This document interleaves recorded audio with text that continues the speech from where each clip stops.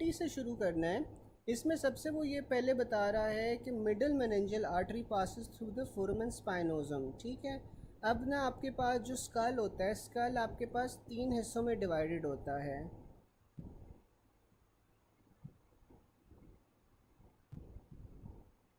चलें डॉक्टर ज़ारा, ये आप मुझे रिमाइंड करवा देना, मैं आपको एक्सप्लेन कर दूंगा। ठीक है, ये मुझे आप किसी भी टाइम रिमाइंड करवा देना, मैं एक्सप्लेन कर दूंगा। अभी जौन सा है ना, हम पॉइंट नंबर 280 से चलते हैं।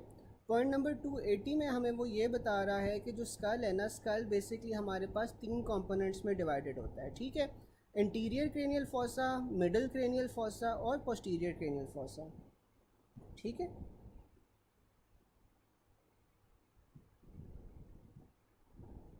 डॉक्टर आमना क्या हो गया, वो बात क्यों नहीं बन रही? चलें, ऐसा है कि आफ्टर दिस क्लास एंड्स ना, हम लोग एक बार गूगल मीट पे सेशन रख लेंगे, उसमें जो जो आपको क्वेश्चंस होंगे या जो जो आपका मसला होगा ना, वो हम देख लेंगे। ठीक है, क्योंकि यार न्यूरो जौन सी है ना, दिस इज़ इम्पॉर्टेंट, और काफ़ी ज़्यादा कंपोनेंट जौन सा होता है ना, वो न्यूरो में से आता है। ठीक है, तो जिस जिसको कोई मसला आ रहा है वो फिर हम ना सुकून से गूगल मीट के ऊपर डिस्कस कर लेंगे। ठीक है, अभी हम आगे चलते हैं। सबसे पहले ना वो ये बता रहा है कि जो स्कल होता है ना, स्कल बेसिकली हमारे पास इंटीरियर, मिडल और पोस्टीरियर क्रेनियल फोसा के अंदर डिवाइडेड होता है। ठीक है, चलें, अब ये जो हमारे पास स्कल है ना, ये देखें, मैं आपको साथ साथ पिक्चर्स दिखाता जाता हूँ। अब ये आप स्कल देख सकते हो। स्कल जौन सा होता है वो इंटीरियर, मिडल और पोस्टीरियर क्रेनियल फोसा के अंदर डिवाइडेड होता है। यहाँ पे अगर आप तस्वीर में देख सको तो तस्वीर में भी आपको ये नज़र आ रहा है कि जो स्फीनॉइड बोन से आगे वाला हिस्सा होता है ना, that is called the interior cranial fossa. ठीक है, एक सेकंड, पिक्चर भी यहाँ पे सही आ रही है तकरीबन। ठीक है, अब ये देखो, ये जो पिंक वाला रीजन है ना, पिंक वाले रीजन से आगे वाला हिस्सा जौन सा, that is the interior cranial fossa. ये जो आपका सारा पिंक वाला रीजन आ रहा है, which is the area of the sphenoid bone, that is called the middle cranial fossa. और इसके पीछे वाला जो सारा रीजन होता है ना, that is the posterior cranial fossa. ठीक है, तो हम स्कल को इंटीरियर, मिडल और पोस्टीरियर क्रेनियल फोसा के अंदर डिवाइड कर देते हैं। ठीक है, अब हमारे पास सबसे पहले आ जाता है इंटीरियर क्रेनियल फोसा। ठीक है, अब इंटीरियर क्रेनियल फोसा में हम देख लेते हैं कि क्या क्या हमारे पास कंपोनेंट्स होते हैं।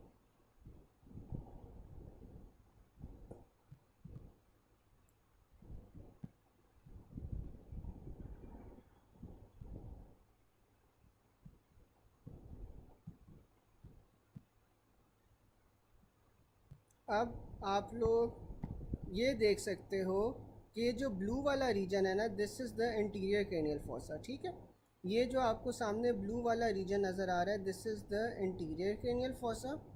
ठीक है, अब यहाँ पे आपके पास क्या क्या चीज़ें पाई जाती हैं। यहाँ पे आपके पास क्रेनियल नर्व 1 होती है, which is passing through the cribriform plate. ठीक है, अब आपके पास क्रिब्रीफॉर्म प्लेट कहाँ पे होती है? आपको ये जो पर्पल कलर के अंदर एथमॉइड बोन नज़र आ रही है ना, पर्पल कलर में एथमॉइड बोन नज़र आ रही है, इसमें हमारे पास क्रिब्रीफॉर्म प्लेट होती है। ठीक है, तो ये आपके पास जो पर्पल कलर की एथमॉइड बोन है, इसमें हमारे पास क्रिब्रीफॉर्म प्लेट आ जाती है, और इसमें आपके पास क्रेनियल नर्व 1 पास करी होती है। अब मुझे कोई बता सकता है कि क्रेनियल नर्व 1 जौन सी होती है वो कौन सी होती है? कोई मुझे बता सकता है कि फर्स्ट क्रेनियल नर्व का नाम क्या होता है?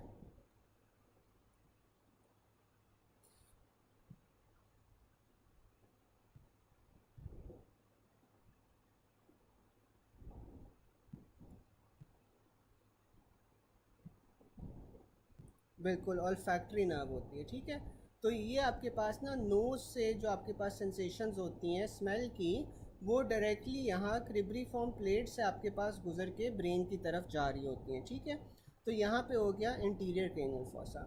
अच्छा, अब वैसे मुझे आप लोग चैट बॉक्स में बता सकते हो कि जो ऑल्फैक्टरी नर्व है, is that a sensory nerve, a motor nerve या मिक्स नर्व? जो ऑल्फैक्टरी नर्व होगी, ऑल्फैक्टरी नर्व होगी, वो सेंसरी होती है, मोटर होती है या मिक्स्ड होती है?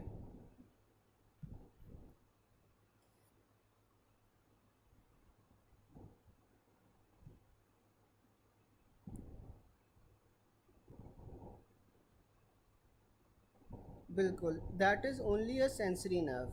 फिर हमारे पास आ जाता है मिडल क्रेनियल फोसा। अब यह जो मिडल क्रेनियल फोसा है ना, इसमें आपके पास 2 से लेकर 6 नर्व तक आपके पास पास कर रही होती हैं, ठीक है। बिल्कुल, डॉक्टर मासूमा सही बता रही हैं, 1, 2 और 8 जौन सी होती हैं वो सेंसरी होती हैं, ठीक है। तो फिर आपके पास मिडल क्रेनियल फोसा आ जाता है। अब जो मिडल क्रेनियल फोसा है ना, इसमें आपके पास सेकंड से लेकर 6 क्रेनियल नर्व्स तक पास करती हैं। Contains cranial nerve from cranial nerve 2 to 6 through the sphenoid bone, ठीक है। और ये आपके पास स्फीनॉइड बोन से गुजरी होती हैं। इसमें अब आपके पास ना मुख्तलिफ होल्स आ जाते हैं। अब हम एक एक करके पढ़ते हैं कि वो कौन कौन से होते हैं। सबसे पहले हमारे पास ऑप्टिक कनाल आ जाते हैं। ऑप्टिक कनाल के अंदर आपके पास क्रेनियल नर्व 2, ऑफ्थैल्मिक आर्टरी और सेंट्रल रेटिनल वेन होती है, ठीक है। ऑप्टिक कनाल मैं आप लोगों को दिखा भी देता हूँ कि ये कहाँ पे होता है।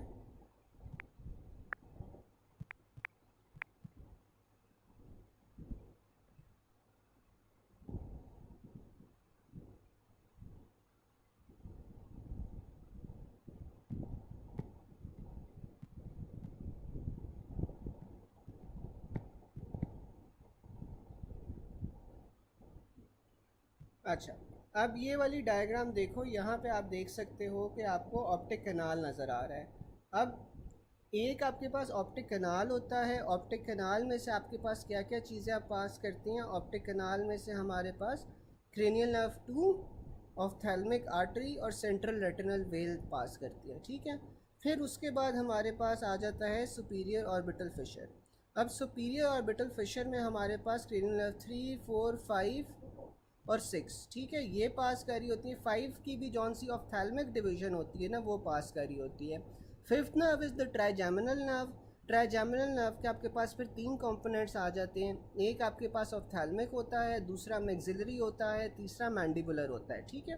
तो जो सुपीरियर ऑर्बिटल फिशर है, इसमें से आपके पास third cranial nerve, fourth cranial nerve, trigeminal की ऑफ्थैल्मिक डिवीजन और साथ में 6 क्रेनियल नर्व यानी कि अब्ड्यूसेंट नर्व, ये सारी पास कर रही होती हैं। साथ में आपके पास ऑफ्थैल्मिक वेन पास कर रही होती है, ठीक है। जो ऑफ्थैल्मिक आर्टरी थी that was passing from the optic canal, जबकि जो ऑफ्थैल्मिक वेन होती है that passes through the superior orbital Fisher, ठीक है। और ऑप्टिक कैनाल में जो वेन थी that was the central retinal vein. यहाँ पे आप देख सकते हो कि यहाँ पे आपको सुपीरियर ऑर्बिटल फिशर के भी मिल रहा है, ठीक है। जो डायग्राम थी, एक सेकंड मुझे दो, वो दोबारा से आ जाती है डायग्राम। इसके अंदर ये देखो कि आपको ऑप्टिक कैनाल के साथ साथ सुपीरियर ऑर्बिटल फिशर भी नज़र आ रहा है। तो सुपीरियर ऑर्बिटल फिशर में से आपके पास अब कौन कौन सी नर्व्स गुजरती हैं? सेकंड, थर्ड, फोर्थ, फिफ्थ की आपके पास ऑफ्थैल्मिक डिवीजन, साथ में आपके पास 6 क्रेनियल नर्व, ठीक है। और साथ में आपके पास वेन कौन सी होती है? ऑफ्थैल्मिक वेन होती है जो पास करी होती है। फिर आगे चले तो हमारे पास ना फोरामेन रोटंडम, ओवेल और स्पाइनोजम आ जाते हैं, ठीक है। अब ये जो तीनों फोरामेन होते हैं ना, ये आपके पास एक लाइन के अंदर पड़े होते हैं और इसका निमोनिक भी आप इस तरह याद रख सकते हो, रॉस है इसका निमोनिक, ठीक है, ROS, रॉस, क्योंकि ये एक लाइन के अंदर पड़े होते हैं। और ये होते कहाँ पे? आपके पास स्फीनॉइड बोन के ऊपर ही मौजूद होते हैं। अब इसमें आपके पास क्या क्या चीज़ें पास कर रही होती हैं? फोरामेन रोटंडम से आपके पास जौन सा है ना, maxillary division of trigeminal nerve गुजरी होती है, जबकि ओवेल उसके बाद आता है।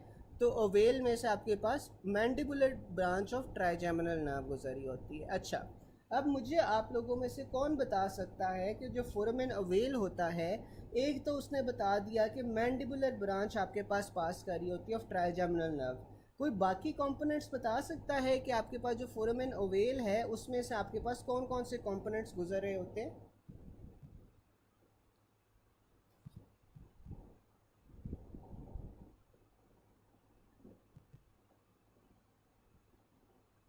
इसका ना हमारे पास एक निमोनिक आ जाता है, मेल थ्रू ओवेल, ठीक है, मेल थ्रू ओवेल। अब इसमें से क्या क्या चीज़ें गुजरी होती हैं?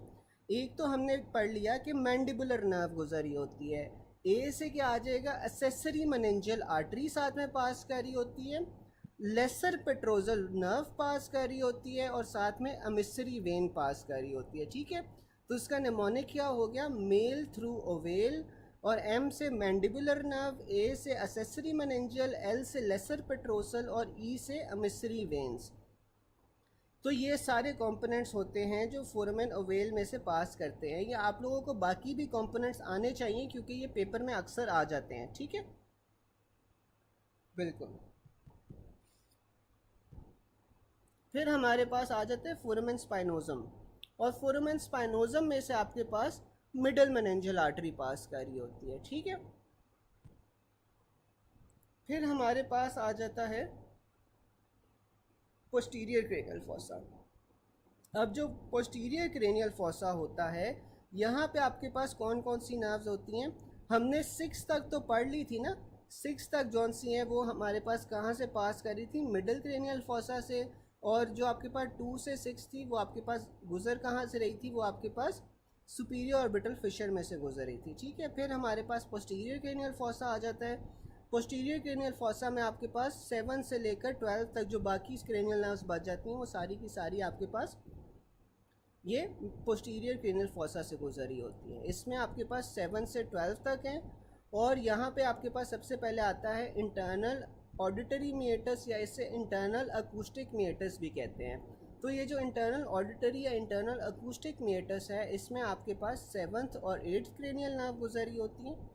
फिर हमारे पास आ जाता है जगुलर फोरामेन। जो जगुलर फोरामेन होता है फिर उसमें 9 से लेकर 11 तक आपके पास पास करी होती हैं, ठीक है। 9, 10, 11 और साथ में आपके पास जगुलर वेन पास करी होती है। फिर हमारे पास आ जाता है हाइपोग्लॉसल कनाल, और hypoglossal canal as the name says वो आपके पास क्रेनियल नर्व 12 को ट्रांसमिट कर रहा होता है, हाइपोग्लॉसल नर्व को ट्रांसमिट कर रहा होता है, ठीक है। यहाँ तक सबको समझ आ गई? यहाँ तक कोई पॉइंट ऐसा तो नहीं है जो ना समझ आया हो?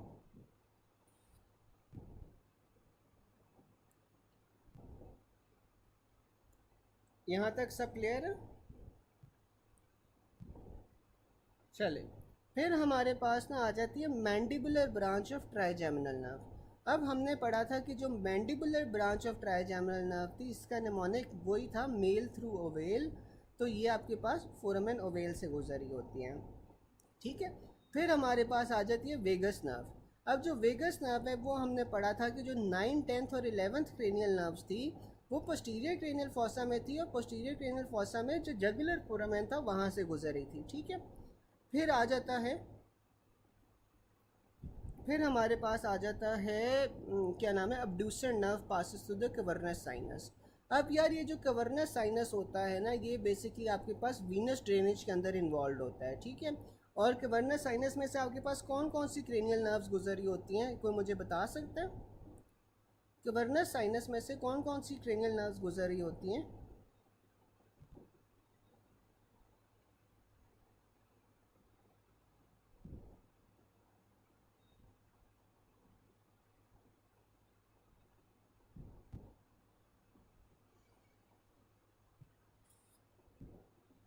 बिल्कुल 3, 4, 5, 6। और इसमें जो सबसे ससेप्टेबल होती है ना टू थ्रोम्बोसिस या टू इंजरी या टू कंप्रेशन, वो आपके पास अब्ड्यूसर नर्व होती है, ठीक है। इसीलिए वो ज़्यादातर अब्ड्यूसर नर्व का ही पूछता है, ठीक है इसमें। फिर आ जाता है foramen rotundum damage which structure will be savoured.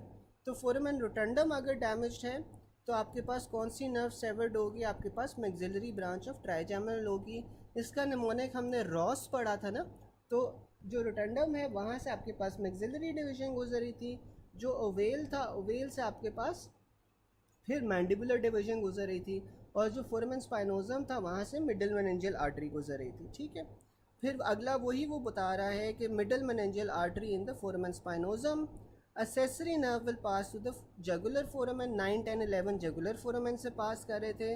Legion below the foramen ovale causes primary paralysis of lower part of face. अच्छा, अब आपको पता है कि जो फोरामेन ओवेल है, फोरामेन ओवेल में से आपके पास मैंडिबुलर नर्व गुजरी होती है। तो बेसिकली वो यही बताना चाह रहा है कि अगर मैंडिबुलर नर्व इंजर हो जाएगी तो आपके पास लोअर पार्ट ऑफ फेस या जॉ का पैरालिसिस हो जाएगा। Nerve in foramen ovale damage nerve supply of which part of will be affected, तो आपके पास वो लोअर फेस होगा। Accessory meningeal artery enters through which foramen, तो जो असेसरी मेनिंजियल आर्टरी है वो भी फोरामेन ओवेल में से पास कर रही थी। ये भी हमने इसका निमोनिक पढ़ लिया था। यहाँ तक यार किसी को कोई चीज़ ना समझ आई हो?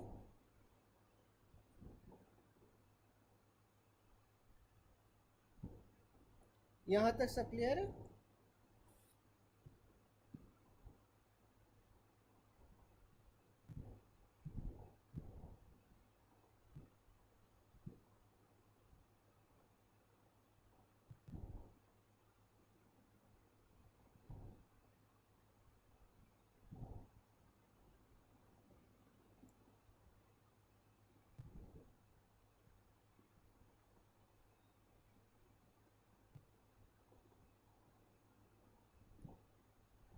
चल, फिर हम आगे चलते हैं पॉइंट नंबर 261 पे।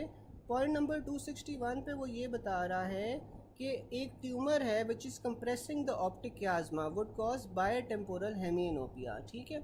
अब ऑप्टिक क्याज्मा कहाँ पे होता है? आपके पास सेंटर के अंदर होता है ना ऑप्टिक क्याज्मा। लेट मी सी, अगर इसकी हम एक तस्वीर देख सकें तो शायद।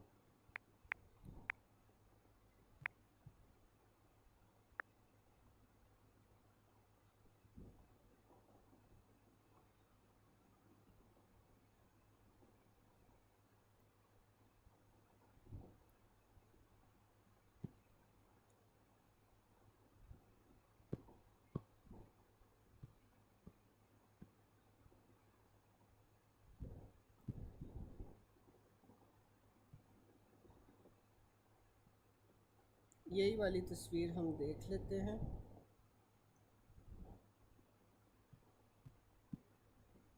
मैं आपको बता देता हूँ डॉक्टर ज़ारा, मैं रिलेशंस भी बता देता हूँ।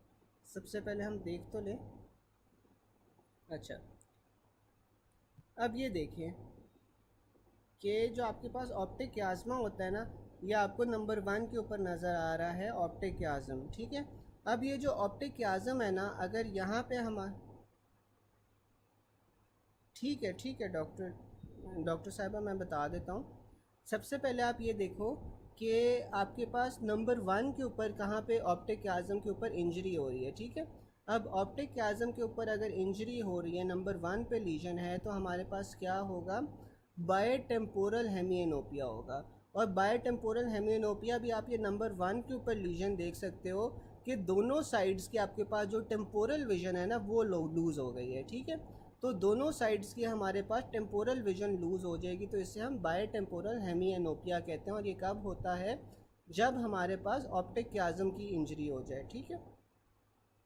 फिर हमारे पास आगे आ जाता है pituitary adenoma, craniopharyngioma, both cause bitemporal hemianopia. ठीक है। फिर आ रहा है a patient has bitemporal hemianopia, lesion is at optic chiasma. If as paper if as between upper middle and lower, तो आपने मिडल या central part of optic chiasm को चूज़ करना है, जिसकी वजह से बायोटेम्पोरल हेमियोनोपिया हो रहा है। If bitemporal hemianopia due to aneurysm of artery, तो आपके पास वो इंटीरियर कम्युनिकेटिंग आर्टरी आती है। अच्छा, अभी मुझे कोई चैट बॉक्स में ये बता सकता है कि आपके पास जो इंटीरियर कम्युनिकेटिंग आर्टरी होती है, वो कौन सी दो आर्टरीज़ को कनेक्ट कर रही होती है? मुझे कोई बता सकता है कि जो इंटीरियर कम्युनिकेटिंग आर्टरी होती है, वो कौन से दो आपके पास आर्टरीज़ होती है जिन्हें कनेक्ट कर रही होती है?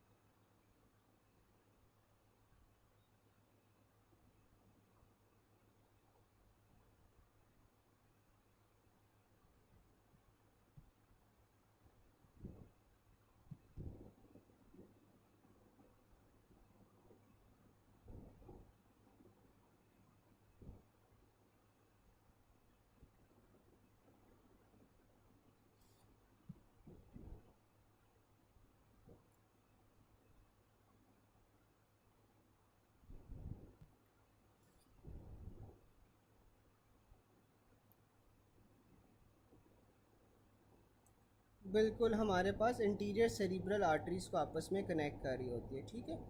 बिल्कुल हमारे पास ना इंटीरियर सेरिब्रल आर्टरीज़ को कनेक्ट कर रही होती है।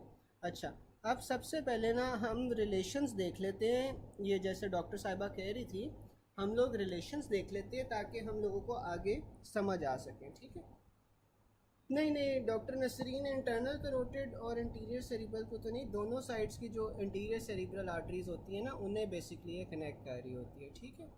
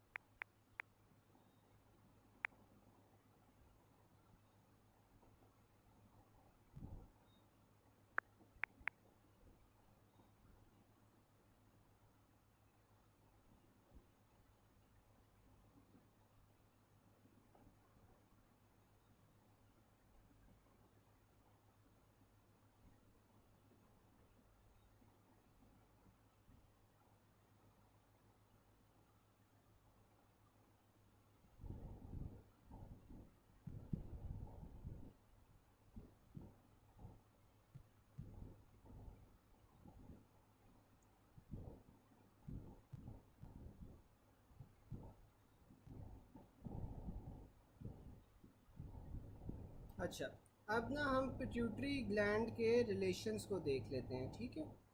अब जो पिट्यूटरी ग्लैंड होता है ना, पिट्यूटरी ग्लैंड के सुपीरियरली आपके पास क्या आ रहा होता है, आप डायग्राम के अंदर देख सकते हो कि पिट्यूटरी ग्लैंड के सुपीरियरली हमारे पास ना ऑप्टिक क्याज्म आ रहा होता है, ठीक है। पिट्यूटरी ग्लैंड के सुपीरियरली हमारे पास ऑप्टिक क्याज्मा आ रहा होता है, और नीचे की तरफ आपके पास ऑप्टिक क्याज्मा के ऐसे समझ लो कि पिट्यूटरी ग्लैंड है, ठीक है।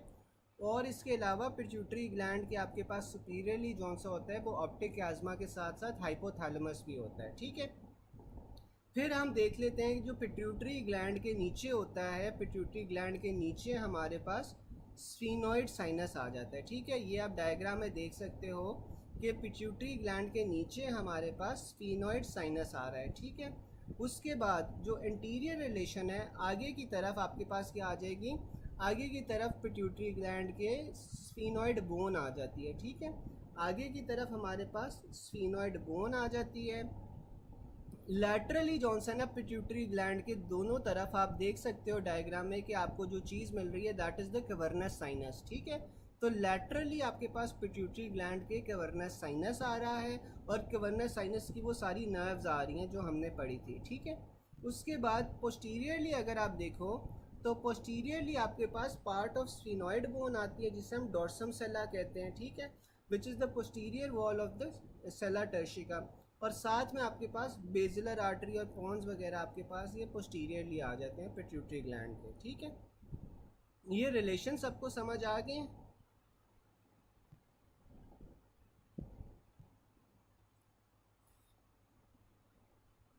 गाइस ये रिलेशंस में अभी कोई कंफ्यूजन है कि देखो पिट्यूटरी ग्लैंड के आपके पास सुपीरियरली क्या पड़ा हुआ है, ऑप्टिक क्याज्मा पड़ा हुआ है।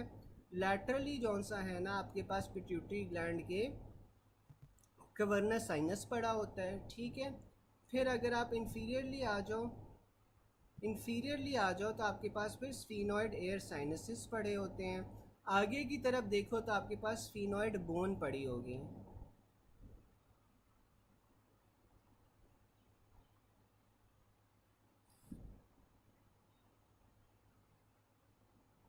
ये किसका आप बता रहे हो?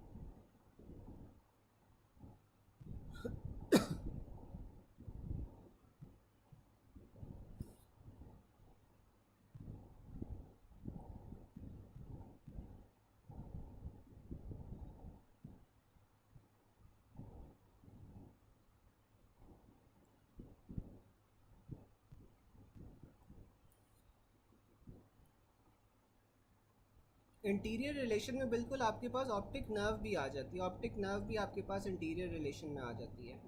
इंटीरियर रिलेशन में ऑप्टिक नर्व भी आ जाती है, ठीक है, आप सही कह रहे हो। इंटीरियरली आपके पास ऑप्टिक नर्व और स्फीनॉइड बोन आ जाती है, ठीक है। लेट मी सी, अगर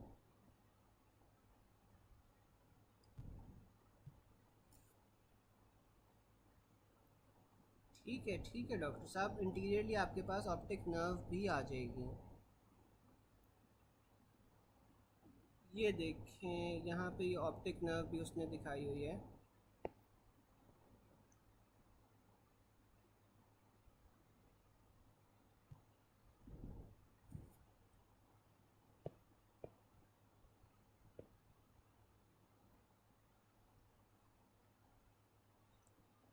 तो इसके आगे आपके पास ऑप्टिक नर्व आ जाएगी, ठीक है।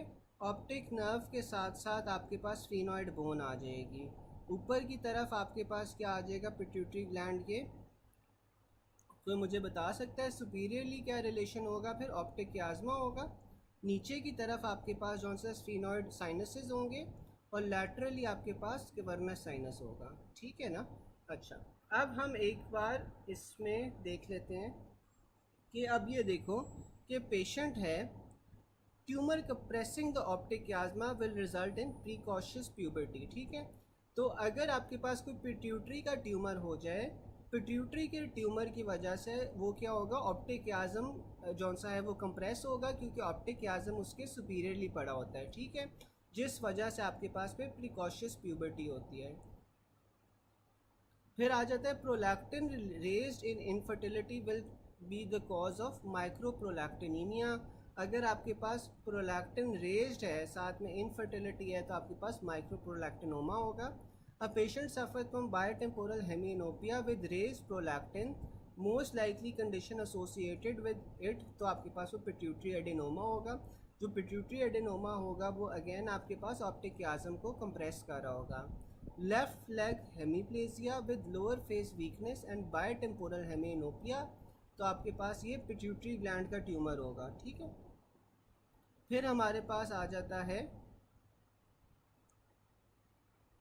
अच्छा डॉक्टर कुरुतनैन, ये ना हमारे पास हमें नहीं पता चल सकता कि मैक्रो है या माइक्रो है, ठीक है, यहाँ पे बिकॉज वो प्रोलैक्टिन के ना मुख्तलिफ लेवल्स होते हैं जिसके ऊपर हम माइक्रो या मैक्रो लेबल करते हैं, ठीक है।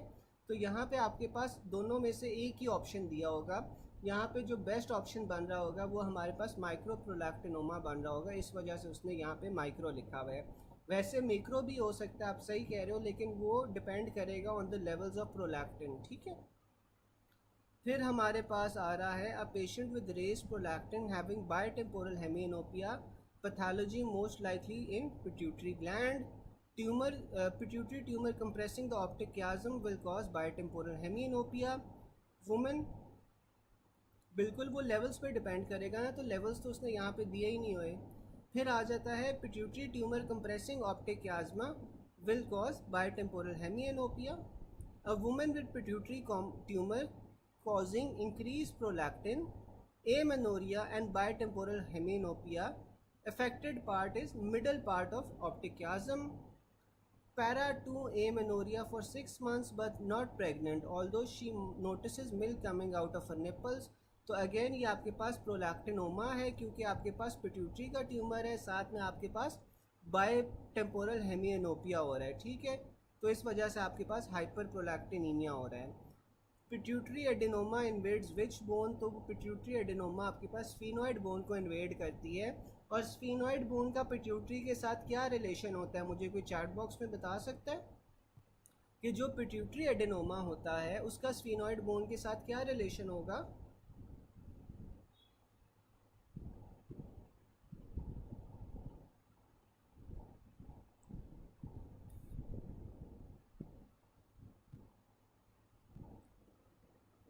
बिल्कुल एंटीरियरली होगा, ठीक है। अब पॉइंट नंबर 281 में कोई ऐसी चीज़ है या जो ना समझ आई हो। डॉक्टर इकरा, जो स्फीनॉइड एयर साइनसेस होते हैं ना वो आपके पास इंफीरियरली होते हैं, ठीक है। स्फीनॉइड एयर साइनसेस जौन से होते हैं वो आपके पास इंफीरियरली होते हैं, जबकि जो स्फीनॉइड बोन है वो आपके पास इंटीरियरली होती है, ठीक है। तो sphenoid air sinuses are inferiorly, जबकि जो स्फीनॉइड बोन है वो इंटीरियर होगी, ठीक है।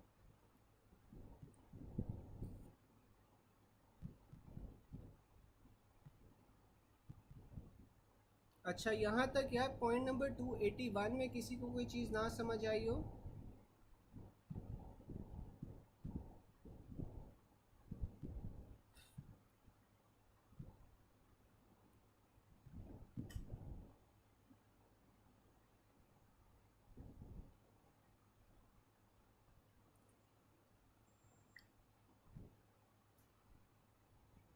प्रिकॉशियस प्यूबर्टी वाला,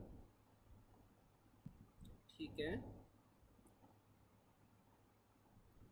अच्छा, अब ये देखिए ना डॉक्टर साहिबा कि जब भी आपके पास पिट्यूटरी का ट्यूमर होगा ना, पिट्यूटरी के ट्यूमर से आपके पास प्रिकॉशियस प्यूबर्टी हो सकती है ना, क्योंकि जो आपके पास एफएसएच और एलएच है वो किसने रिलीज़ करवाना है, वो आपके पास पिट्यूटरी से रिलीज़ हो रहा होता है, ठीक है।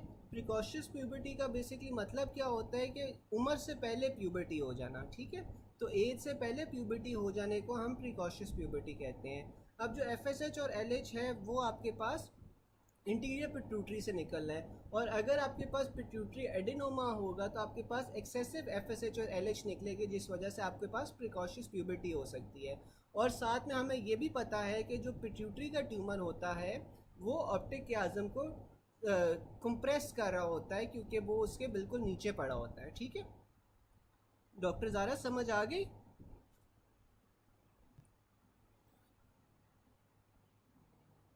बाकी और किसी को कोई क्वेश्चन हो?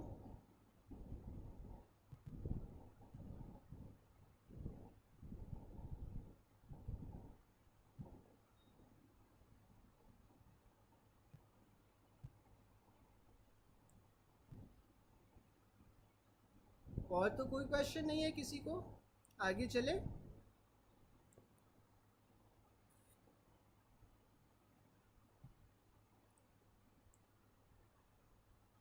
चले, अब अगला पॉइंट आ जाता है पॉइंट नंबर 282।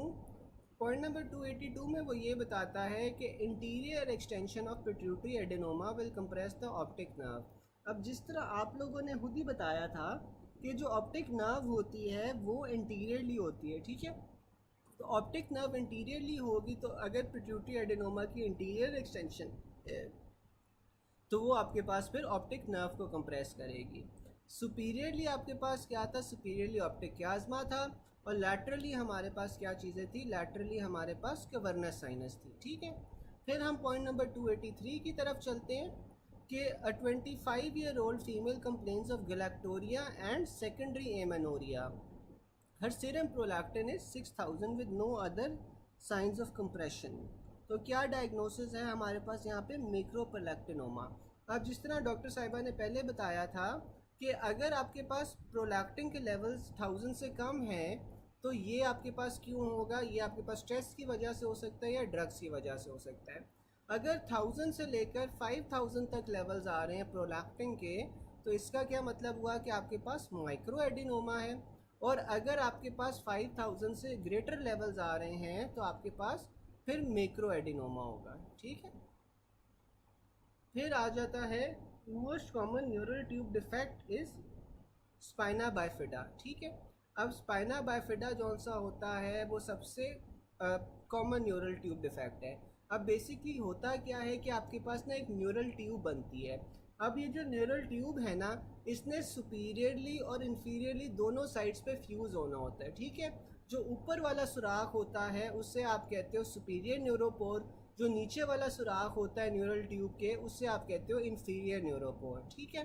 अच्छा, अब आपका जो नीचे वाला न्यूरोपोर होता है या इन्फीरियर न्यूरोपोर होता है ना, वो आपके पास फ्यूज़ होता है या बंद होता है एट द 28 डे, ठीक है।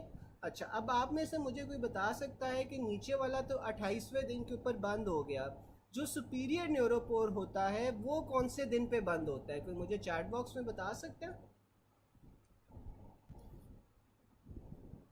जो सुपीरियर न्यूरोपोर होगा वो किस दिन पे बंद होता है?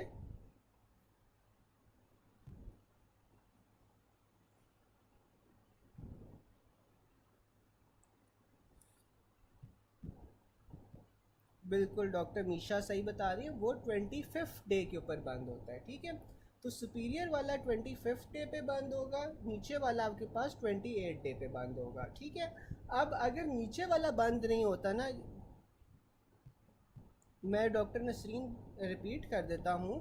बेसिकली आपके पास क्या होता है, आपके पास ना न्यूरल ट्यूब बनती है बचपन में, ठीक है। और ये जो न्यूरल ट्यूब है ना, इसी से आपके पास ब्रेन और स्पाइनल कॉर्ड बनना होता है, ठीक है। अब ये जो न्यूरल ट्यूब है ना, इसने सुपीरियरली और इन्फीरियरली बंद होना होता है, ठीक है। जो ऊपर वाला न्यूरोपोर होता है, या जो सुपीरियर न्यूरोपोर होता है, या जो ऊपर होल होता है इन द न्यूरल ट्यूब, उससे आप क्या कहते हो, सुपीरियर न्यूरोपोर, वो आपके पास बंद होगा 25th डे के ऊपर। जबकि जो नीचे वाला न्यूरल ट्यूब का सुराख होता है, वो आपके पास बंद होता है 28 डे के ऊपर, ठीक है।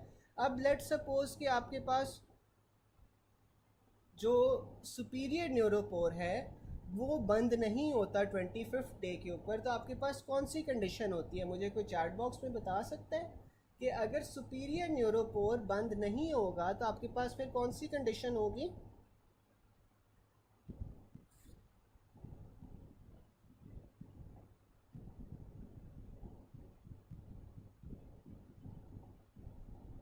बिल्कुल एनएनसेफली हो जाती है, ठीक है। यानी कि आपका जो दिमाग का साइज़ है वो छोटा रह जाता है। और अगर आपके पास नीचे वाला न्यूरोपोर नहीं बंद होता, तो तब आपके पास क्या होता है, तब हमारे पास स्पाइना बाइफिडा होता है, ठीक है। अच्छा डॉक्टर नसरीन, अब आपको समझ आ गया, डॉक्टर नसरीन समझ आ गया। फिर हमारे पास आ जाता है neuropore fail to fuse 4th week, यानी कि 4th वीक आपके पास 28 डेज ही हो गए। Persistent connection between the amniotic fluid and spinal canal, ठीक है। तो अगर आपके पास जो नीचे वाला न्यूरोपोर है या इंफीरियर न्यूरोपोर है वो बंद नहीं होगा, तो आपके पास एक कंसिस्टेंट कनेक्शन रह जाएगा between the amniotic cavity and the spinal canal. और ये आपके पास मैटरनल डायबिटीज़ और फोलेट डिफिशिएंसी के साथ एसोसिएटेड होता है, ठीक है। वो मदर जो कि डायबिटिक है या जिनके अंदर फोलेट डिफिशिएंसी है, उनके अंदर ये आपके पास कंडीशन मिलती है। इसमें अल्फ़ा फीटोप्रोटीन्स जौन सा होता है वो रेज्ड होती है in the amniotic fluid and maternal serum except spina bifida occulta, ठीक है। अब ये जो स्पाइना बाइफिडा ओकल्टा है ना, इसके अंदर आपके पास जो AFP लेवल्स हैं वो आपके पास नॉर्मल रहेंगे। लेकिन बाकी अगर ये डिफेक्ट बंद नहीं होता तो तब आपके पास AFP लेवल्स जौन से हैं वो इंक्रीज़ हो जाएंगे। उसके अलावा इसमें जो कॉन्फर्मेटरी टेस्ट होता है ना, वो क्या होता है कि आपके पास जो एसिटाइल कोलिनेस्ट्रेज के लेवल हैं वो आपको इंक्रीज़ मिलेंगे एमनियोटिक फ्लूइड के अंदर, ठीक है। अब आगे वो बता रहा है कि जो स्पाइना बाइफिडा ओकल्टा होती है उसमें क्या होता है कि failure of caudal neuropore to close, लेकिन हर्निएशन नहीं होती, ठीक है। कोई भी आपके पास जो स्पाइनल कॉर्ड का पार्ट है वो बाहर की तरफ हर्निएट नहीं करेगा। फिर आपके पास आ जाता है मेनेंजोसील। आपको नाम से ही पता चल रहा है कि इसमें हाली मेनेंजिस जौन सी होती है ना, वो बाहर की तरफ हर्निएट करती हैं थ्रू द बोनी डिफेक्ट, कोई न्यूरल टिश्यू नहीं होता। फिर हमारे पास आ जाता है माइलोमेनेंजोसील। अब ये जो माइलोमेनेंजोसील है, इसके अंदर आपके पास मेनेंजिस के साथ साथ न्यूरल टिश्यू की भी हर्निएशन होती है। तो ये आपको नाम से ही पता चल रहा है। अब ये माइलोमेनेंजोसील है ना, तो इसमें आपके पास मेनेंजिस के साथ साथ न्यूरल टिश्यू भी हर्निएट करेगा। फिर आपके पास एनेंसेफली आ जाती है। एनेंसेफली क्या था, फेलियर ऑफ रोस्ट्रल न्यूरोपोर, या जो सुपीरियर न्यूरोपोर होता है ना वो बंद ना हो पाए तो आपके पास फिर एनेंसेफली हो जाती है। तो इसमें आपके पास कोई फोर ब्रेन नहीं होगा, कोई कैलवेरियम नहीं होगा। इसमें क्लिनिकल फाइंडिंग्स में आपके पास क्या होगा, पॉलीहाइड्रेमनियोस होगा, ठीक है। यानी कि जो आपके पास एमनियोटिक फ्लूइड है ना उसकी एक्सेस हो जाएगी। उसकी एक्सेस क्यों होगी एमनियोटिक फ्लूइड की, क्योंकि जो फीटस है वो एमनियोटिक फ्लूइड swallow ही नहीं कर पाएगा, तो इस वजह से आपके पास जो एमनियोटिक फ्लूइड है वो ज़्यादा बड़ा हुआ होगा। यहाँ तक सबको समझ आ गई या कोई डायग्राम्स वगैरह दिखाने की ज़रूरत है, मुझे बताओ, समझ आ गई है सबको।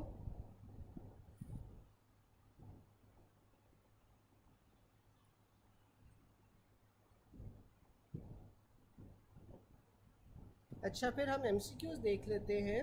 MCQs में ये आ रहा है, baby born with a sac like defect in the lumbosacral region with neural tissue in it.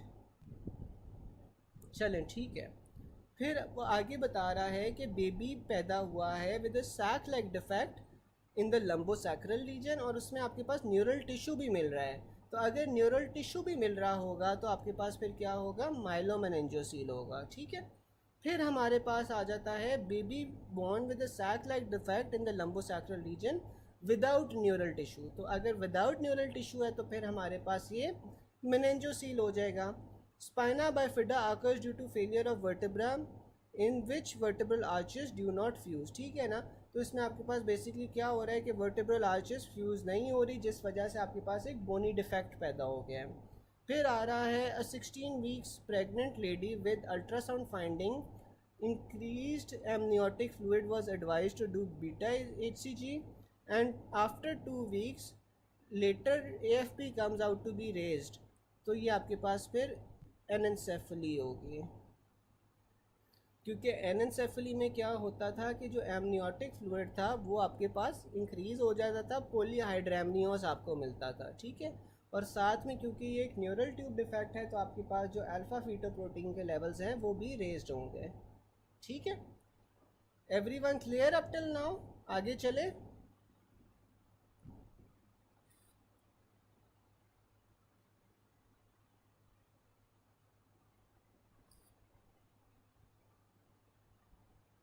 अच्छा, आगे चलते हैं हम। फिर हमारे पास आ जाता है right optic tract lesion causes left homonymous hemianopia. ठीक है। अब आपके पास राइट साइड पे ऑप्टिक ट्रैक की लीजन है तो आपके पास लेफ्ट होमोनोमस हेमिनोपिया होगा। Lesion at left optic tract causes which lesion. तो अगर सिमिलरली आपके पास लेफ्ट ऑप्टिक ट्रैक की लीजन है तो आपके पास फिर राइट होमोनोमस हेमिनोपिया हो जाएगा। Lesion at right optic tract की वजह से लेफ्ट होमोनोमस हेमिनोपिया हो रहा है। Lesion of lateral geniculate body causes right homonymous hemianopia. अच्छा, यहाँ पे आप ये देखो, यहाँ पे आपके पास डायग्राम के अंदर नीचे अगर आपके पास लैटरल जेनिकुलेट बॉडी की आपके पास इंजरी हो रही है, यहाँ पे जहाँ पे ये आपको लैटरल जेनिकुलेट बॉडी नज़र आ रही है डायग्राम के अंदर, यहाँ पे अगर आपके पास lateral geniculate body left side की इंजर हो रही है तो आपके पास राइट होमोनोमस हेमिनोपिया होगा। ठीक है। फिर हमारे पास आ जाता है lesion of right lateral geniculate body causes left homonymous hemianopia. Similarly अगर आपके पास लेफ़्ट जेनिकुलेट बॉडी जौन सी है, लेफ़्ट लैटरल जेनिकुलेट बॉडी जौन सी है वो इंजर हो जाए तो फिर आपके पास राइट होमोनोमस हेमिनोपिया होगा। होमोनोमस हेमिनोपिया यानी कि दोनों साइडों का हेमिनोपिया आपके पास ऑप्टिक ट्रैक्ट की लीजन की वजह से हो रहा है। ठीक है। होमोनोमस हेमिनोपिया प्लस मैकुलर स्पेयरिंग, अगर मैकुलर स्पेयरिंग हो रही है साथ में तो आपके पास ये विजुअल कॉर्टेक्स का वहाँ पे इंजरी है। बायोटेम्पोरल हेमिनोपिया लीजन एट द ऑप्टिक क्याज्म, ये हमने पढ़ा था। Patient can't see left temporal and right nasal. तो ये आपके पास लीजन कहाँ पे है, राइट साइड के ऑप्टिक ट्रैक्ट के ऊपर लीजन है। ठीक है। राइट साइड के ऑप्टिक ट्रैक्ट पे लीजन है तो आपके पास यहाँ पे क्या होगा, यहाँ पे आपके पास लेफ़्ट टेम्पोरल और राइट नेज़ल जो फील्ड्स हैं वो आपके पास नहीं नज़र आएंगे। Bitemporal vision loss is most commonly due to pituitary tumour. दोनों साइड्स की अगर टेम्पोरल विजन लूज़ हो गई है तो that is because of pituitary tumour. मैं रिपीट कर देता हूँ डॉक्टर साहिबा, एक बार पढ़ लें, देख लेते जितना समझ आ रहा है, वरना फिर जो जो चीज़ें नहीं समझ आ रही वो दोबारा से रिपीट कर लेंगे। ठीक है।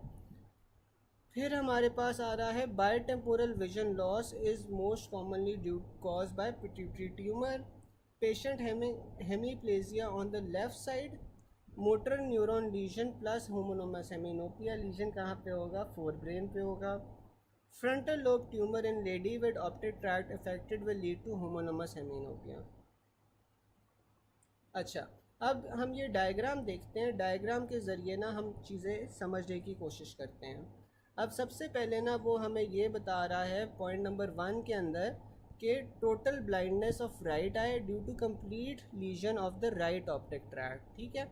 तो अगर आपके पास राइट साइड का ऑप्टिक ट्रैक्ट जौन सा है उसकी सॉरी राइट साइड की ऑप्टिक नर्व की लीजन हो रही है। ऑप्टिक नर्व की लीजन आपके पास कहाँ पे हो रही है? नंबर 1 पे हो रही है, ठीक है।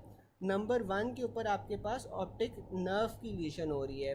अगर राइट साइड पे ऑप्टिक नर्व की लीजन हो जाएगी तो जो राइट आई है ना, वहाँ से आपको कुछ नहीं नज़र आएगा, जबकि जो लेफ़्ट आई है, लेफ़्ट आई के अंदर आपके पास विजन जौन सी है वो नॉर्मल रहेगी। फिर हमारे पास आ जाता है बाय टेम्पोरल हेमियोनोपिया।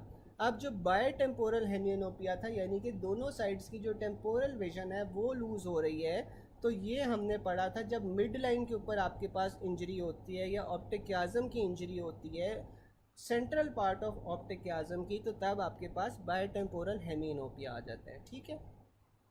फिर हमारे पास आ रहा है right nasal hemianopia due to lesion involving the right perichiasmal area, ठीक है। तो ये जो ऑप्टिक क्याजम के साथ वाला एरिया है, जो थर्ड आपके पास लेबल हुआ है, ये आपके पास कब होगी, या यहाँ पे आप कब आपके पास राइट नेज़ल जौन सी है ना वो इफ़ेक्ट होगी, क्योंकि आप देख सकते हो यहाँ पे क्या होता है कि जो राइट साइड पे नेज़ल वाली चीज़ें हैं वो आपके पास यहाँ से राइट से ही जा रही होती हैं, तो यहाँ पे आपके पास राइट नेज़ल हेमिनोपिया होता है। फिर आपके पास 4 में आ जाता है लेफ़्ट होमोनोमस हेमिनोपिया। लेफ़्ट होमोनोमस हेमिनोपिया यानी कि दोनों आँखों की लेफ़्ट वाली जो चीज़ें हैं वो नहीं नज़र आ रही ड्यू टू लीजन और pressure on the right optic tract, ठीक है। तो राइट ऑप्टिक ट्रैक्ट अगर इफ़ेक्ट हुई है तो दोनों साइड्स की आपके पास लेफ़्ट वाली जो जगह है वो इंजर हो जाएगी। फिर आपके पास आ जाता है left homonymous inferior quadrantanopia due to involvement of right optic radiations, ठीक है। अब ऑप्टिक रेडिएशंस आपके पास जौन सी हैं वो कहाँ पे आ रही थी? वो आपके पास पॉइंट नंबर 5 में आ रही थी। तो 5 के अंदर आपके पास ये जो ऑप्टिक रेडिएशंस होती है ना, ये बेसिकली आपके पास कॉर्टेक्स के अंदर जा रही होती हैं, ठीक है। तो ये कॉर्टेक्स में जा रही हैं। यहाँ पे अगर आपके पास right lower right optic radiations के अंदर आपके पास डिफेक्ट आ गया है तो आपके पास लेफ़्ट होमोनोमस इंफीरियर क्वाड्रेंटोपिया होगा। फिर आपके पास लेफ़्ट होमोनोमस सुपीरियर क्वाड्रेंटोपिया आ जाता है। ये कब होता है? जब आपके पास इन्वॉल्वमेंट होती है अपर राइट ऑप्टिक रेडिएशंस की, ठीक है। तो अपर राइट ऑप्टिक रेडिएशंस के अगर आपके पास डिफेक्ट होगा तो फिर आपके पास लेफ़्ट होमोनोमस सुपीरियर क्वाड्रेंटोपिया हो जाएगा। जी जी बिल्कुल डॉक्टर मासूमा, हाली नेज़ल फाइबर जौन से हैं ना वो क्रॉस करते हैं, आप सही कह रहे हो, हाली नेज़ल फाइबर्स क्रॉस कर रहे होते हैं। फिर हमारे पास लेफ़्ट होमोनोमस हेमिनोपिया आ जाता है due to lesion of the right occipital lobe, ठीक है। अगर राइट साइड पे ऑसिपिटल लोब की इंजरी हो गई है तो उस वजह से आपके पास लेफ़्ट होमोनोमस हेमिनोपिया होगा, यानी कि लेफ़्ट साइड के ऊपर आपके पास दोनों चीज़ें नहीं नज़र आएंगी। दूसरा लेफ्ट होमोनोमस हेमिनोपिया कब हो रहा था? जब आपके पास राइट ऑप्टिक ट्रैक्ट की लीजन थी, ठीक है। तो इन दोनों कंडीशंस में आपके पास लेफ्ट होमोनोमस हेमिनोपिया होता है, ठीक है। यार यहाँ तक कुछ समझ आया है या किसी और तरह समझाने की ज़रूरत है? मुझे बताओ, यहाँ तक समझ आ गया है, आगे चले या इसमें अभी नहीं समझ आया?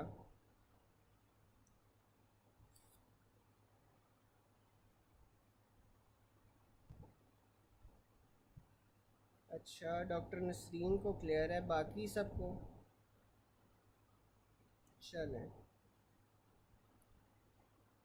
फिर हमारे पास पॉइंट नंबर 286 आ जाता है कि a patient presents with unilateral facial palsy, ipsilateral hearing loss and nystagmus. The likely site of lesion is cerebellopontine angle, ठीक है। डॉक्टर आतिका को फोर्थ पॉइंट नहीं समझ आया। डॉक्टर आतिका फोर्थ वाला देखो।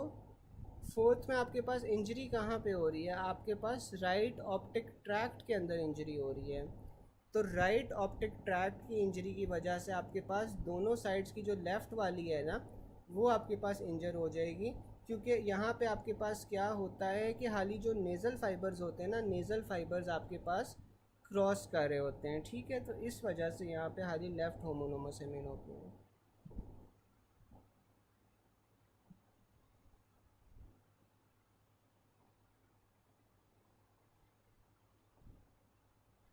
डॉक्टर साहिबा, क्योंकि आप देखो ना, राइट ऑप्टिक ट्रैक की इंजरी हुई है।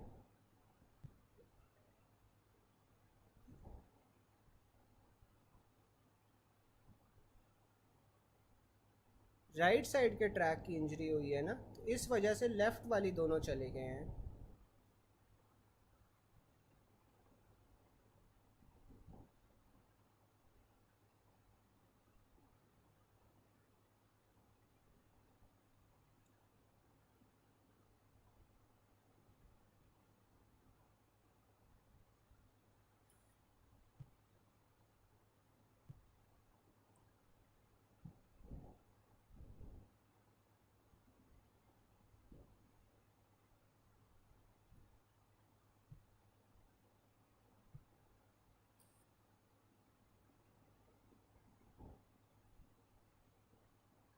अच्छा, जो राइट राइट के टेम्पोरल वाले,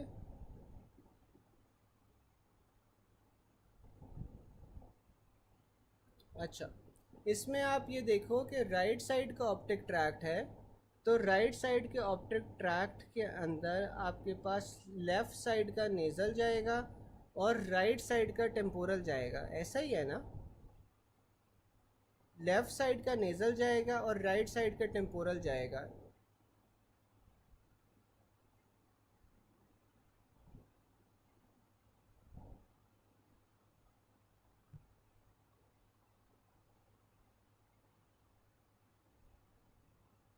ठीक है ना, समझ आ गई?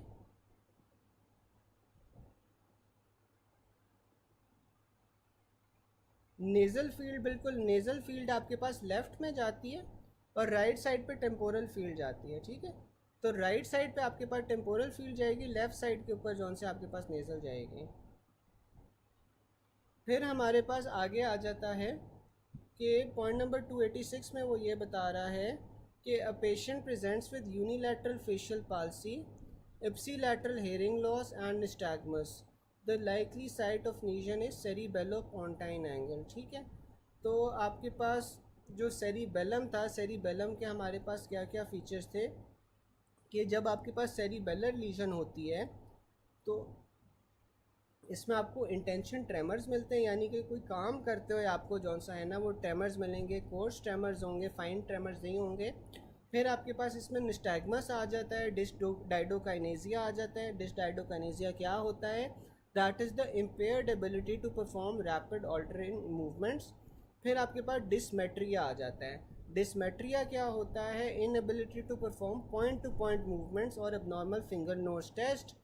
फिर आपके पास आ जाता है swing to the same side of lesion, और उसके बाद आपके पास पेडेंकुलर नी आ जाता है, ठीक है?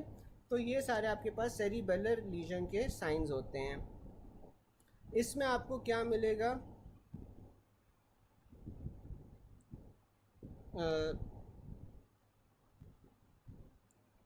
इसमें आपको फीचर्स में क्या क्या मिलेगा? रेस्टिंग ट्रेमर्स, पिल रोलिंग ट्रेमर्स मिलते हैं, साथ में कोरिया मिलता है, एथिटोसिस मिलता है और एंटेरोग्रेड एमनीजिया मिलेगा। और लीजन्स के अंदर आपके पास क्या होगा? सेरिबेलर डिस्फंक्शन होगा। इसमें आपको सब्सटेंशन, sorry sorry sorry sorry sorry ये पहले ना सेरिबेलर डिस्फंक्शन के उसने पॉइंट्स बता दिए कि सेरिबेलर डिस्फंक्शन में आपको क्या क्या चीज़ें मिलती हैं। सब्सटेंशिया नायग्रा में क्या मिलता है? सब्सटेंशिया नायग्रा में आपको पिल रोलिंग या रेस्टिंग ट्रेमर्स मिलते हैं। फिर अगर आपके पास बेजल गैंग्लिया या कॉर्डेट की लीजन आ जाए तो कॉर्डेट की लीजन में आपको कोरिया मिलेगा। कोरिया में आपके पास क्या होता है? सडन जर्की पर्पसलेस मूवमेंट्स होती हैं, ठीक है? तो कोरिया के अंदर आपके पास ना सडन जर्की पर्पसलेस मूवमेंट्स होंगे और ये आपके पास कॉर्डेट के लीजन से होता है। फिर हमारे पास एथिटोसिस आ जाता है। जो एथिटोसिस होता है that is slow snake like withering movements, और ये आपके पास बेजल गैंग्लिया की लीजन की वजह से होता है। फिर हमारे पास एंटेरोग्रेड एमनीजिया आ जाता है। Anterograde amnesia is the inability to form new memories, और ये आपके पास हिप्पोकैम्पस बायलैटरली है, उसकी अगर इंजरी हो जाए तो फिर एंटेरोग्रेड एमनीजिया होता है, ठीक है? तो सेरिबेलर डिस्फंक्शन में आपको क्या क्या चीज़ें मिल रही थी? Intention tremors, coarse tremors, nystagmus मिलता है, डिस्डाइडोकाइनेसिया मिलता है, डिसमेट्रिया मिलता है, साथ में patient Suez towards the site of lesion, और साथ में आपके पास पेडेंकुलर नी जर्क आ जाता है, ठीक है? अब ऊपर वाला सिनेरियो अगर आप देखो तो इसमें आपको निस्टैगमस मिल रहा है, इप्सिलैटरल हेयरिंग लॉस है, फेशियल पाल्सी है। तो इसमें आपके पास सेवन्थ एट क्रेनियल नर्व्स की भी चीज़ें आ गई, साथ में आपके पास सेरिबेलम की भी चीज़ें आ गई। तो ये आपके पास इसलिए सेरिबेलो पॉन्टाइन एंगल है, ठीक है। फिर आपके पास आ जाता है वर्निकीज कॉर्सिकॉफ सिंड्रोम। अच्छा, वर्निकीज कॉर्सिकॉफ सिंड्रोम में क्या होता है, इसमें उसने निमोनिक बताया हुआ है कि Wernicke's problems can come in can oh bear. अब मुझे कोई बता सकता है कि जो वर्निकीज कॉर्सिकॉफ सिंड्रोम होता है ये किसकी डिफिशिएंसी की वजह से होता है? आप लोग मुझे चैट बॉक्स में बता सकते हो कि जो वर्निकी कॉर्सिकॉफ सिंड्रोम है वो किसकी डिफिशिएंसी की वजह से होगा?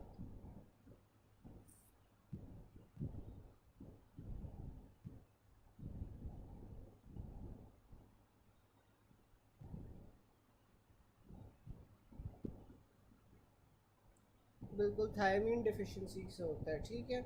और थायमीन डिफिशिएंसी से ये होगा, इसमें फिर आपके पास वर्निकीज और कॉर्सकॉफ जौन से है ना, बेसिकली आपके पास दो मुख्तलिफ कंडीशंस हैं, ठीक है। वर्निकीज और कॉर्सकॉफ बेसिकली हमारे पास दो मुख्तलिफ कंडीशंस हैं। बिल्कुल अल्कोहलिक्स में मिलता है थायमीन डिफिशिएंसी की वजह से, डॉक्टर मासूमा सही कह रही हैं। अच्छा, अब ये जो आपके पास वर्निकीज होता है ना, इसमें आपके पास क्या क्या आ जाता है, ड्राई बेरी बेरी और वेट बेरी बेरी आ जाता है, ठीक है। ड्राई बेरी बेरी होता है और वेट बेरी बेरी होता है। इन दोनों में आपको डिफरेंसेस पता है, ड्राई और वेट बेरी बेरी में?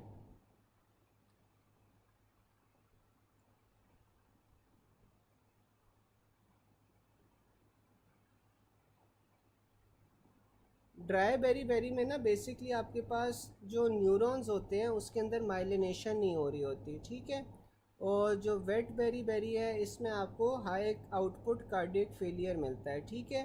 क्योंकि जो थायमीन होती है ना, थायमीन आपके पास ग्लाइकोलिसिस के अंदर एक वाइटल रोल प्ले कर रही होती है, ठीक है। तो अगर आपके पास थायमीन नहीं होगी तो आपके पास ग्लाइकोलिसिस नहीं हो पाएगा, एरोबिक ग्लाइकोलिसिस नहीं हो पाएगा। तो फिर आपके पास एनारोबिक ग्लाइकोलिसिस जौन सा है वो डोमिनेट करता है। वो डोमिनेट करने की वजह से आपके पास लैक्टिक एसिड की प्रोडक्शन ज़्यादा होती है। जब लैक्टिक एसिड ज़्यादा प्रोड्यूस होगा तो आपके पास वेजोडाइलेशन होगी। वेजोडाइलेशन होगी तो हार्ट तक आपके पास ज़्यादा ब्लड पहुंचेगा। हार्ट तक ज़्यादा ब्लड पहुंचेगा तो फिर आपके पास हाई आउटपुट कार्डियक फेलियर होता है इसमें फिर, ठीक है। इसमें आपके पास लीजन कहाँ पे होगी, इसमें आपके पास मैमलरी बॉडीज़ में लीजन होती है बायलैटरली, और साथ में मीडियल थैलेमस में होती है। नोट में उसने ये बताया हुआ है कि इन अल्कोहलिक्स और malnourished patients give thiamine before dextrose to decrease the risk of precipitating Wernicke's encephalopathy. अच्छा, जो कॉर्सिकॉफ सिंड्रोम होता है ना, कॉर्सिकॉफ सिंड्रोम में बेसिकली आपको ये ट्रायड मिल रहा होता है, विच इज़ कन्फ्यूजन, एटैक्सिया, निस्टैगमस, और साथ में आपको ऑफ्थैल्मोप्लेजिया भी मिल रहा होता है। तो ये जो कैन ओ बेयर वाला है ना, ये आपके पास ये बेसिकली कॉर्सिकॉफ सिंड्रोम में हो रहा होता है। कन्फ्यूजन, एटैक्सिया, निस्टैगमस और ऑफ्थैल्मोप्लेजिया ये आपको अल्कोहलिक्स में और माल नरिश पीपल में मिलता है। इसमें आपने पहले थायमीन देनी है before dextrose to decrease the risk of precipitating Wernicke's encephalopathy. फिर आपके पास आ जाता है क्लूवर ब्यूकी सिंड्रोम। जो क्लूवर ब्यूसी सिंड्रोम है इसमें आपके पास अमिगडाला की जौन सी है वो लीजन हो रही होती है। अमिगडाला की लीजन में आपके पास क्या मिलता है, आपको डिस इनहिबिटेड बिहेवियर मिलेगा, हाइपरफेजिया मिलता है, हाइपर सेक्सुअलिटी मिलती है, हाइपर ओरैलिटी मिलेगी। फिर आपके पास आ जाता है रेटिकुलर एक्टिवेटिंग सिस्टम की अगर लीजन हो जाए, जो ये आपके पास रेटिकुलर एक्टिवेटिंग सिस्टम है या रेटिकुलर सिस्टम है, ये आपको मिड ब्रेन में मिलता है। और अगर यहाँ पे लीजन हो जाए तो आपको रिड्यूस लेवल्स ऑफ अराउजल और वेकफुलनेस मिलेगी, जैसे कि कोमा में पेशेंट जा सकता है अगर यहाँ पे इंजरी हो, ठीक है। यहाँ तक सब क्लियर है, कोई कन्फ्यूजन तो नहीं है?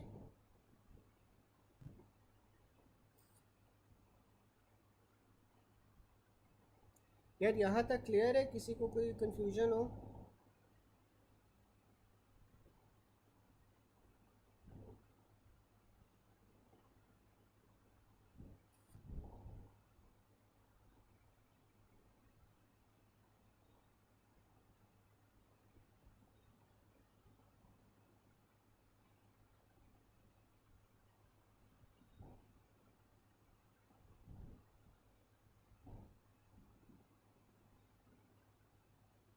फिर हमारे पास एमसीक्यूज़ आ जाते हैं।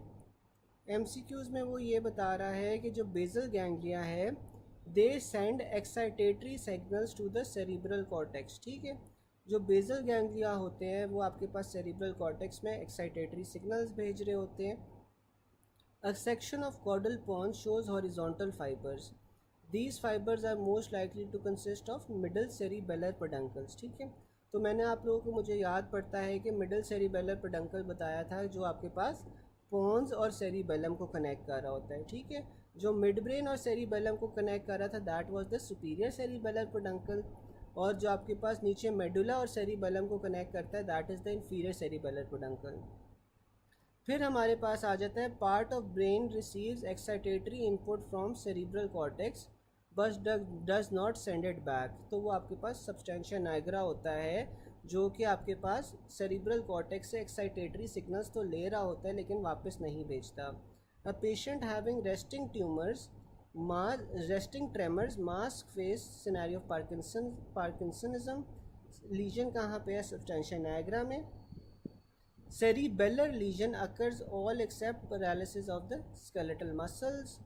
Unmyelinated nociceptor afferent fibers relay in spinal cord where, तो जो unmyelinated nociceptive afferent fibers होते हैं वो वेंट्रल स्पाइनोसेरिबेलर के अंदर आपके पास रिले करते हैं। फिर आ जाता है the major connection of pontine nuclei in the left half of pons are with left cerebrum and right cerebellum. तो जो आपके पास पॉन्स होते हैं ना वो आपके पास अगर लेफ़्ट साइड के पॉन्स हैं तो उन्होंने लेफ़्ट सेरिब्रम और राइट सेरिबेलम के साथ कनेक्शन बनाना है। Tremors on voluntary activity lesion आपके पास सेरिबेलम में होंगे जबकि जो रेस्टिंग ट्रेमर्स होते हैं वो सब्सटेंशिया नाइग्रा में होते हैं। A person presented to you with nystagmus and staggering gait, What else do you need to do in examination to confirm diagnosis? तो आप पेडेंकुलर नी jerk करोगे which is a hallmark of cerebellar lesions।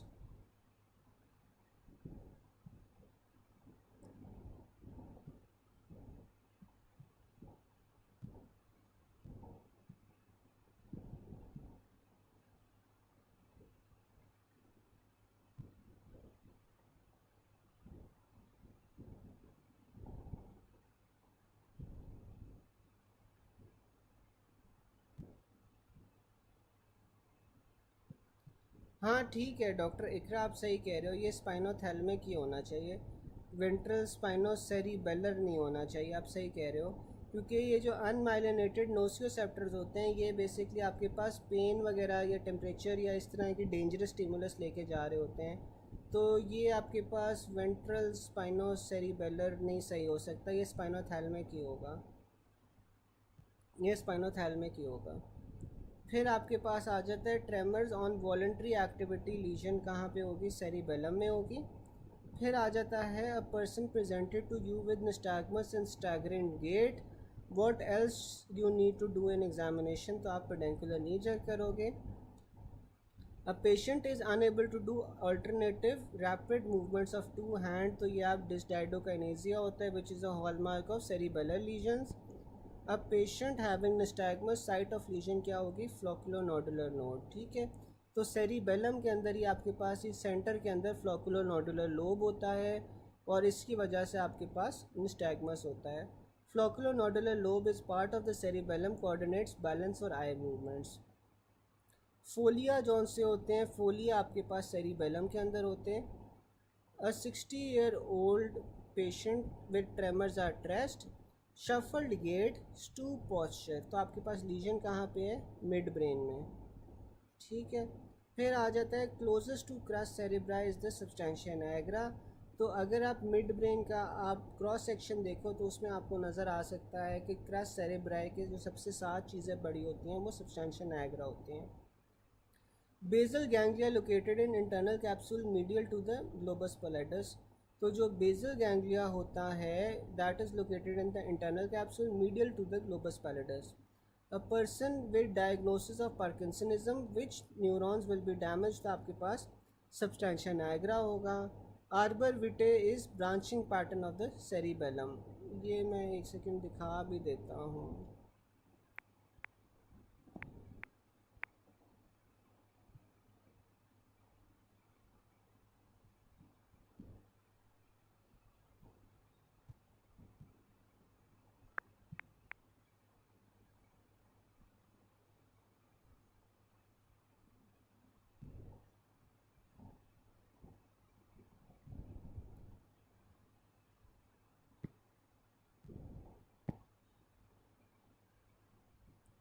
ये आप diagram में देख सकते हो कि यहाँ पे आपको ये ना आर्बर विटे नज़र आ रहे हैं। ये जौन सा होता है ना, आपके पास ब्रांचिंग पैटर्न होता है इन द सेरिबेलम, ठीक है।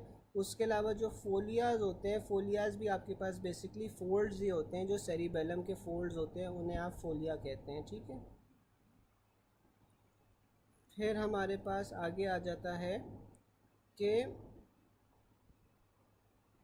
मेन फंक्शन ऑफ सेरिबेलम क्या होता है, कोऑर्डिनेशन ऑफ एगनिस्ट और एंटागनिस्ट मसल्स, ठीक है। तो दोनों की जो कोऑर्डिनेशन करवा रहा होता है वो हमारे पास सेरिबेलम करवा रहा होता है। Intention tremors, ataxia and dysmetria are signs of cerebellum, ठीक है। तो ये सारे के सारे सेरिबेलम की लीजन के साइन होते हैं। Middle age patient presented to you with coarse tremors, coarse tremors हैं तो आपके पास ये सेरिबेलम की लीजन होगी। अच्छा, अगर फाइन ट्रेमर्स होंगे तो फाइन ट्रेमर्स किस वजह से हो सकते हैं, मुझे कोई बता सकता है? कोर्स ट्रेमर्स तो आपके पास सेरिबेलम की लीजन की वजह से हो गए, फाइन ट्रेमर्स क्यों हो सकते हैं?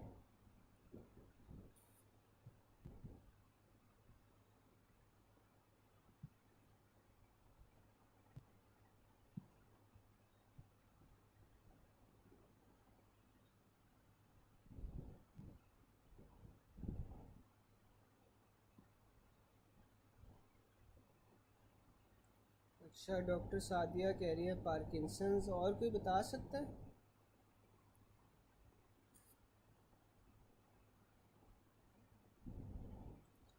नॉर्मल लोगों के अंदर फाइन ट्रेमर्स हो सकते हैं?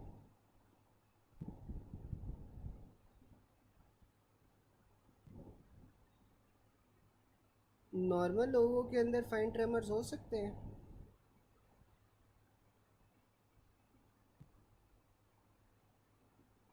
बिल्कुल, डॉक्टर मासूमा सही कह रही है, फैमिली हिस्ट्री हो सकती है, हाइपर थायराइडिज्म के पेशेंट्स में हो सकते हैं। वैसे अगर आपने किसी बात से टेंशन ली हुई है या आप कोई डेलिकेट काम कर रहे हो तो उसके अंदर फाइन ट्रेमर्स हो सकते हैं, ठीक है।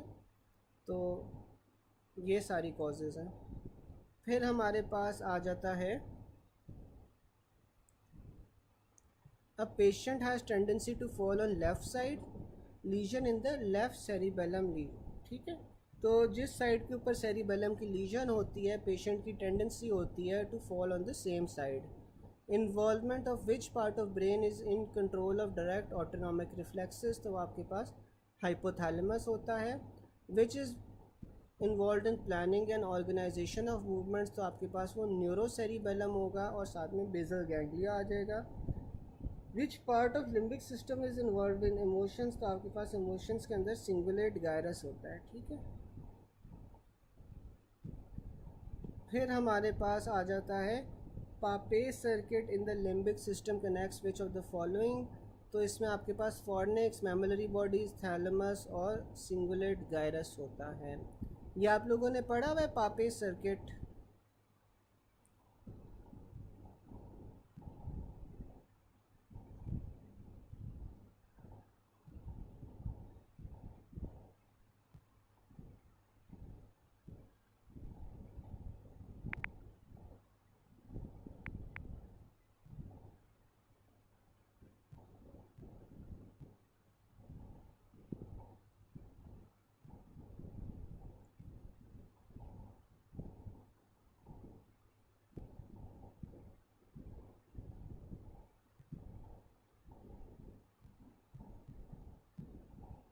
ये देखो,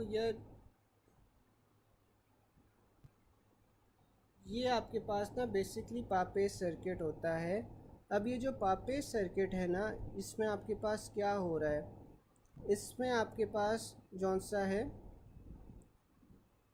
आपके पास हिप्पोकैम्पस से जौन सा है ना चीज़ें शुरू होती हैं। हिप्पोकैम्पस से आपके पास मैमलरी बॉडीज़ में जाती हैं, मैमलरी बॉडी से आपके पास इंटीरियर थैलेमिक न्यूक्लियस में जाएंगी, वहाँ से सिंगुलेट गायरस में, और वहाँ से आपके पास ये फिर पैरा हिप्पोकैम्पल रीजन में। मैं एक सेकेंड, एक सेकेंड मुझे दें।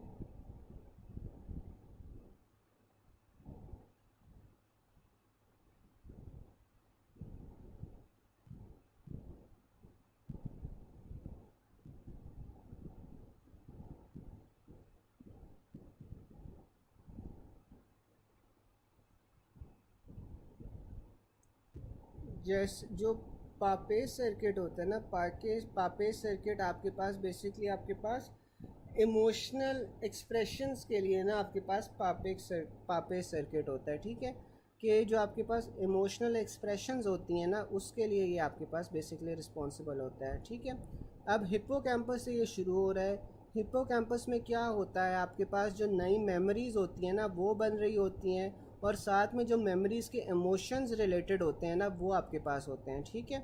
अब ये देखो, आपके पास सबसे पहले ये हिप्पोकैम्पस से शुरू हो रहा है, और हिप्पोकैम्पस में आपके पास नई मेमोरीज़ और साथ में जो इमोशंस उसके साथ एसोसिएटेड है वो आ गए। उससे आपके पास ये फॉर्निक्स में जाएंगे।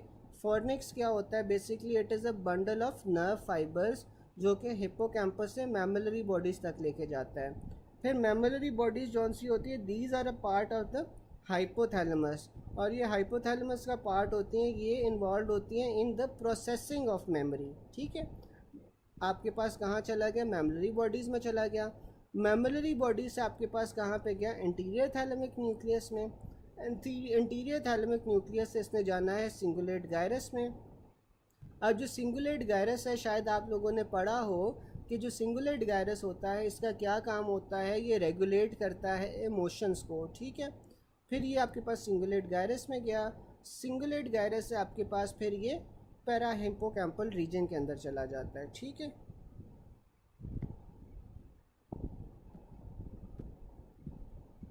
इसमें कोई इतनी अच्छी डायग्राम नहीं अभी फ़िलहाल मिल रही। यहाँ पे आप देख सकते हो,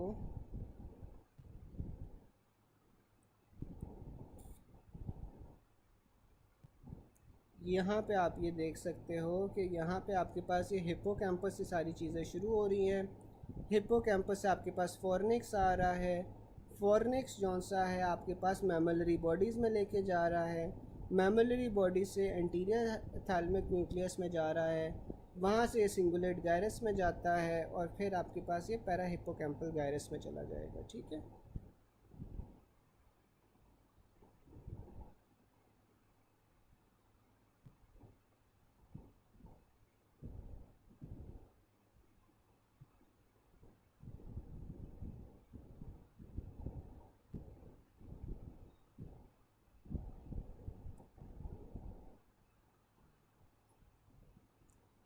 समझ आ गया था या किसी को अभी कंफ्यूजन है?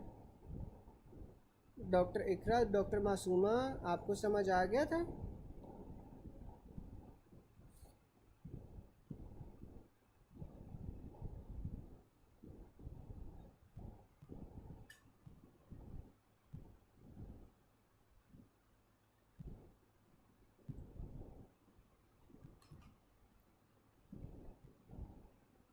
डॉक्टर इकरा, बस थोड़ा थोड़ा ही समझने की ज़रूरत है, इतना।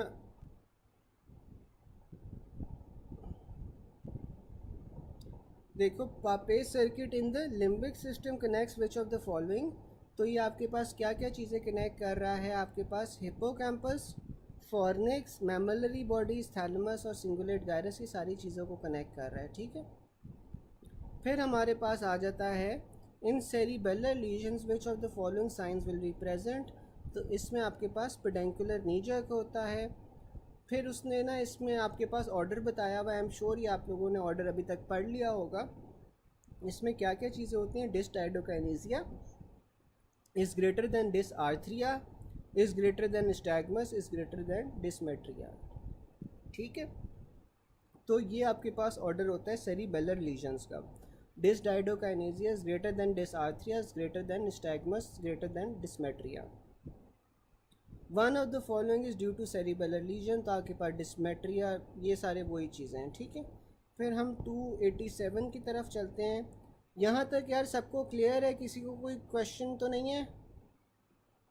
यहाँ तक सबको क्लियर है?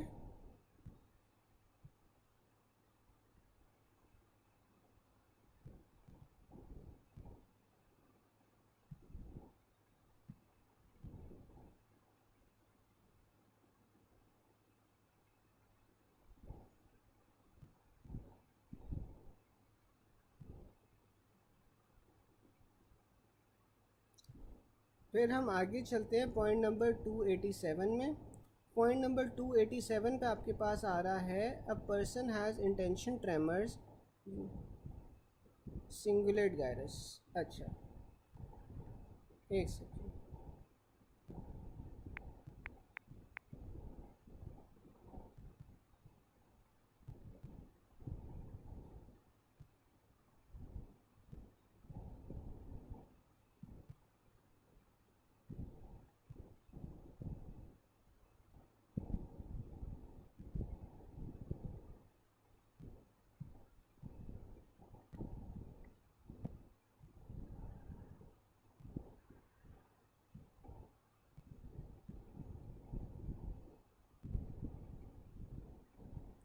यार ये आप डायग्राम देखो, इस डायग्राम में आप देख सकते हो, एक सेकेंड।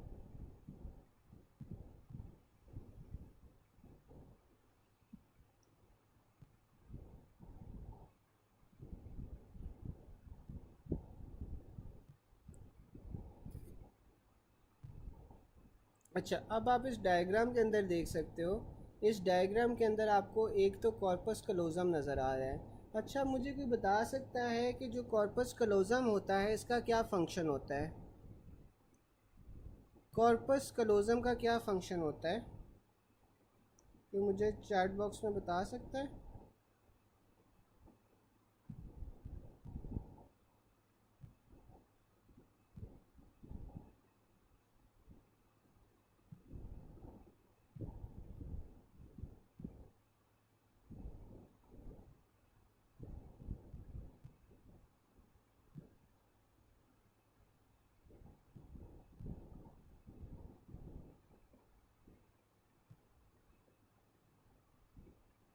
बिल्कुल।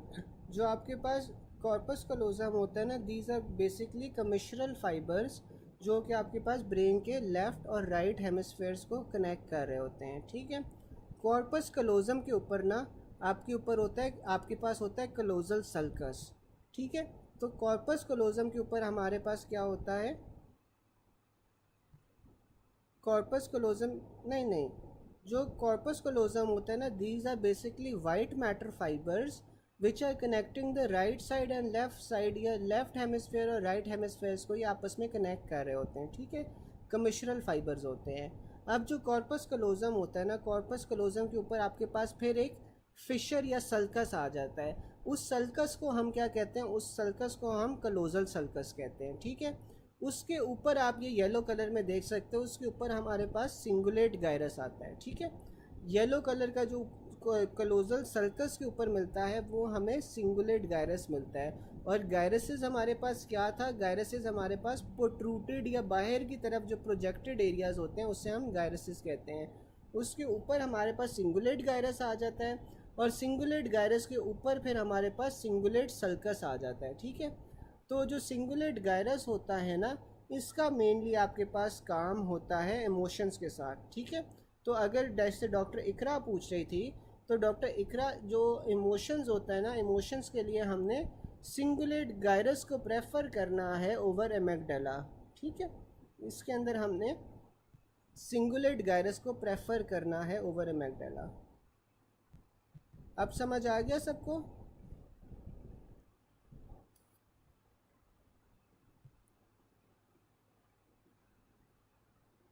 फिर आगे चलते हैं हम पॉइंट नंबर 287 में, कि a person has intention tremors where will be the lesion, तो आपके पास वो सेरिबेलम में होगा, ठीक है। फिर हमारे पास आ जाता है पार्किंसनिज्म ट्रेमर। अब जो पार्किंसनिज्म के ट्रेमर्स होते हैं ना, पार्किंसंस डिजीज़ में, इसमें आपके पास क्या होता है? एसिमेट्रिकल रेस्टिंग ट्रेमर्स होते हैं, और इन्हें आप पिल रोलिंग ट्रेमर्स भी कहते हो, ठीक है। जैसे आप पिल को रोल कर रहे हो, तो पिल रोलिंग एसिमेट्रिकल रेस्टिंग ट्रेमर्स होते हैं, और ये आपके पास इंक्रीज़ होते हैं विद स्ट्रेस और इमोशंस। लीजन आपके पास कहाँ पे होगी? सब्सटेंशिया निग्रा में होगी। फिर आपके पास आ जाता है असेंशियल ट्रेमर्स। जो असेंशियल ट्रेमर्स होते हैं उसे आप पोस्चरल ट्रेमर्स भी कहते हो। ये आपके पास वर्स इफ़ आर्म्स आउटस्ट्रेच्ड, इसमें आपके पास एसेंशियल ट्रेमर्स के अंदर मूवमेंट स्ट्रॉन्ग, फैमिली हिस्ट्री होती है, improve bye alcohol and rest, और इसमें आपको टिट्यूबेशन मिलेगी। मुझे कोई बता सकता है चैट बॉक्स में कि टिट्यूबेशन क्या होती है? अल्कोहल और रेस्ट के ऊपर आपके पास जो एसेंशियल ट्रेमर्स हैं वो इम्प्रूव हो जाते हैं। साथ में ट्रीटमेंट में आप इसे प्रोपेनोलॉल दोगे, स्ट्रॉन्ग फैमिली हिस्ट्री है, और एसेंशियल ट्रेमर्स में आपके पास टिट्यूबेशन होती है। टिट्यूबेशन में आपके पास क्या होता है, कोई बता सकता है?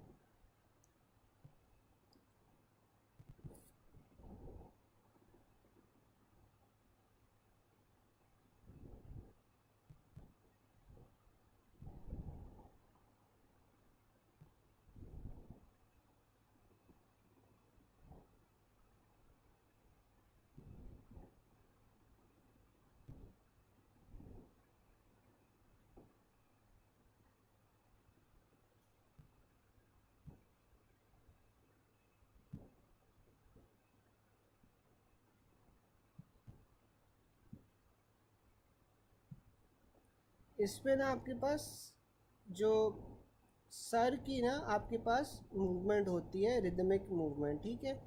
तो इसमें आपके पास हेड की जौन सी है ना, टू एंड फ्रो या रिदमिक मूवमेंट्स हो रही होती हैं, ठीक है। और ये नॉर्मली आपको ना पोस्ट सीवीए वाले मरीज़ों के अंदर मिलती है, ठीक है। बिल्कुल। Essential tremors are fine tremors. हाँ, ये फाइन ट्रेमर्स ही होते हैं, या ऐसा फाइन ट्रेमर्स ही आप कहोगे, हाँ फाइन ट्रेमर्स ही होते हैं। फिर आपके पास आ जाता है फिज़ोलॉजिकल ट्रेमर। जो आपके पास फिज़ोलॉजिकल ट्रेमर्स होते हैं, ये आपके पास पोस्चरल ट्रेमर्स होते हैं, occurring in every normal individual. It is really visible to the eye and may be heightened by strong emotions, जैसे कि एंजाइटी या फेयर, फिज़िकल एग्जॉशन या फिर हाइपोग्लाइसीमिया। फिर आपके पास सेरिबेलर डिजीज़ में इंटेंशन ट्रेमर्स थे, occurring at the end of purposeful movement such as touching a finger to the tip of person's nose. फिर हमारे पास थायरोटॉक्सिकोसिस आ जाता है। थायरोटॉक्सिकोसिस में आपको नॉर्मली थायराइड साइंस मिलते हैं, एग्जांपल वेट लॉस, टेकिकार्डिया, एक्सोफ्थैल्मोस, ठीक है। फिर हमारे पास आ जाती है हेपेटिक एनकेफलोपैथी। जो हेपेटिक एनकेफलोपैथी है, इसमें आपके पास हिस्ट्री होगी ऑफ क्रॉनिक लिवर डिजीज़। फिर इसके हम एमसीक्यूज़ एक बार देख लेते हैं। एमसीक्यूज़ में वो बता रहा है कि a 30-year-old female presents with sweating, tremors and palpitations. Examination में आपको exophthalmos associated with goitre. She has raised levels of serum T4 and markedly depressed levels of TSH। She has positive anti thyroid antibodies, तो ये आपके पास Graves disease होगा। A 65-year-old man with resting tremor, lesion कहाँ पे होगी, substantia nigra में होगी। A 60-year-old patient reported to have rigidity and resting tremors. The histological inclusion bodies for this condition were found to be in which one of the following nuclei of brain, तो ये आपके पास substantia nigra होगा। A 30-year-old male came with history of progressive right side facial numbness and headache for 3 months. On examination, facial nerve palsy was confirmed on the right side, और right side पे ही आपको intention tremors मिले हैं, तो ये आपके पास सेरिबेलो-पोंटाइन angle का legion है। A 70-year-old retired professor complains of tremors in hands, which were particularly bad when he tried to perform a task. On entering the clinic, the physician observed that his gait was wide and awkward. He demonstrated pass pointing when asked to perform finger-nose test and had difficulty in producing rapidly alternating supination pronation, तो आपके पास cerebellum affected है। Lesion in which area of the brain causes resting tremors and expressionless face, तो ये आपके पास substantia nigra होगा।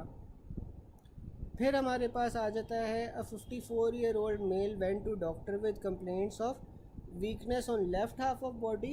On examination, he had tremor of left hand and at the end of movement, muscular hypotonia है of left limb and tendency to fall upon the same side.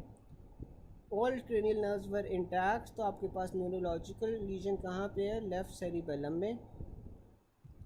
फिर आ जाता है a person presented with postural tremors having slow progression and associated with titubation, after some rest वो relief था हो गया, तो ये आपके पास बिनाइन एसेंशियल ट्रेमर्स होंगे।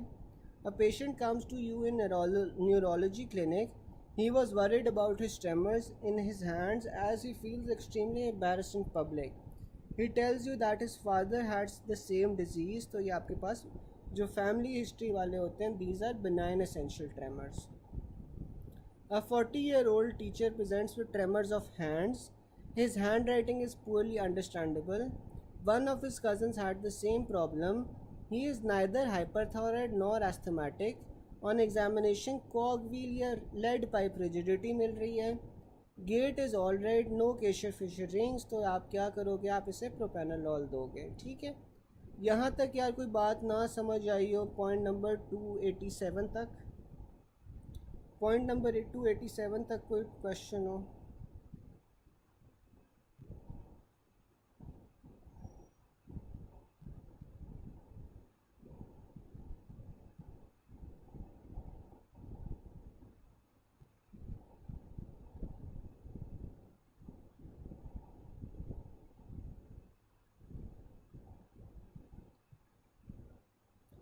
अच्छा, बाकी यार किसी को कोई क्वेश्चन हो? डॉक्टर फैज़, डॉक्टर आतिका, डॉक्टर आमना, डॉक्टर सादिया।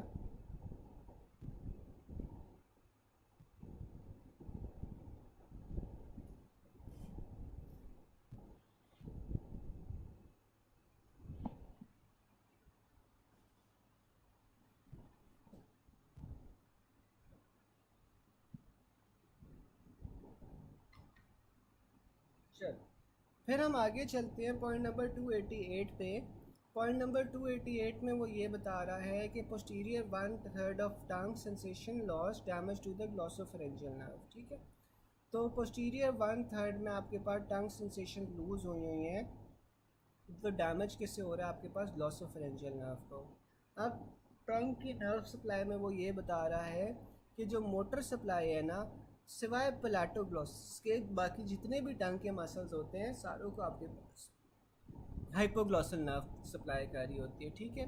अब जो आपके पास प्लाटोग्लॉसस मसल होता है, accessory nerve to the pharyngeal plexus, जो प्लाटोग्लॉसस होता है उसकी जो नर्व सप्लाई होती है वो आपके पास एसेसरी नर्व होती है थ्रू द फ्लेंजियल प्लेक्सस। फिर आपके पास आ जाती है सेंसरी नर्व्स। अब जो सेंसरी नर्व्स हैं इसमें आपके पास इंटीरियर 2/3 और पोस्टीरियर 1/3 आ जाती है। जो इंटीरियर 2/3 है वो आपके पास किस तरह बनती है? Form by the first and second branchial arches. इसमें आपके पास जो इंटीरियर 2/3 है इसमें जो जनरल सेंसेशंस होती हैं वो आपके पास लिंगुअल नर्व से सप्लाई हो रही होती हैं, and lingual nerve is a branch of the mandibular branch. जब वो और जो टेस्ट सेंसेशंस हैं, टेस्ट सेंसेशंस आपके पास कॉर्डा टेम्पनाई से आ रही होती हैं, and the chorda tympani is the branch of the facial nerve. जबकि जो पोस्टीरियर 1/3 है टंग की, वो आपके पास थर्ड और फोर्थ ब्रेंकियल आर्चेस से बन रही होती है। इसमें जो जनरल और जो टेस्ट सेंसेशंस हैं दोनों की दोनों आपके पास आ रही होती हैं या ट्रांसमिट हो रही होती हैं from the glossopharyngeal nerve. Taste sensation lost from the interior 2/3, तो आपके पास ये Chorda tympani, which is a branch of the facial nerve. A piece of sugar is placed on the interior 2/3. Taste sensations आपके पास chorda tympani again, which is a branch of the facial nerve. Taste sensation from posterior 1/3 आपके पास glossopharyngeal nerve आ जाएगी. Anterior to tongue has cancer. Which lymph nodes will be involved? तो interior 2/3 में आपके पास सब mandibular आ जाते हैं। अगर वो टिप ऑफ टंग का पूछ ले तो टिप ऑफ टंग में आपके पास सब मेंटल लिम्फ नोड्स होंगे, इंटीरियर 2/3 आपके पास सब मैंडिबुलर होंगे, जबकि जो पोस्टीरियर 1/3 है वो आपके पास upper deep cervical lymph nodes होंगे। फिर हमारे पास आ जाते हैं taste sensations collected from tongue are special visceral afferent, ठीक है। तो जो अब आपके पास टेस्ट सेंसेशंस होते हैं, ये तो आपको पता है कि taste is a special sensation, ठीक है, और ये टुवर्ड्स द न्यूक्लियस लेके जा रहे हैं ना, तो ये टुवर्ड्स द न्यूक्लियस लेके जा रहे हैं, तो इसीलिए ये स्पेशल विसरल एफरेंट्स होते हैं जो टेस्ट सेंसेशन वाले होते हैं। फिर आपके पास regarding chorda tympani joins the lingual nerve. अच्छा, अब मुझे ये बताओ कि जो टेस्ट सेंसेशंस होंगी ये स्पेशल विसरल एफरेंट से जा रहे हैं, और ये कौन से न्यूक्लियस की तरफ जाते हैं? ये मुझे कोई बता सकता है? जो टेस्ट सेंसेशंस होगी ये कौन से न्यूक्लियस की तरफ जाएगी?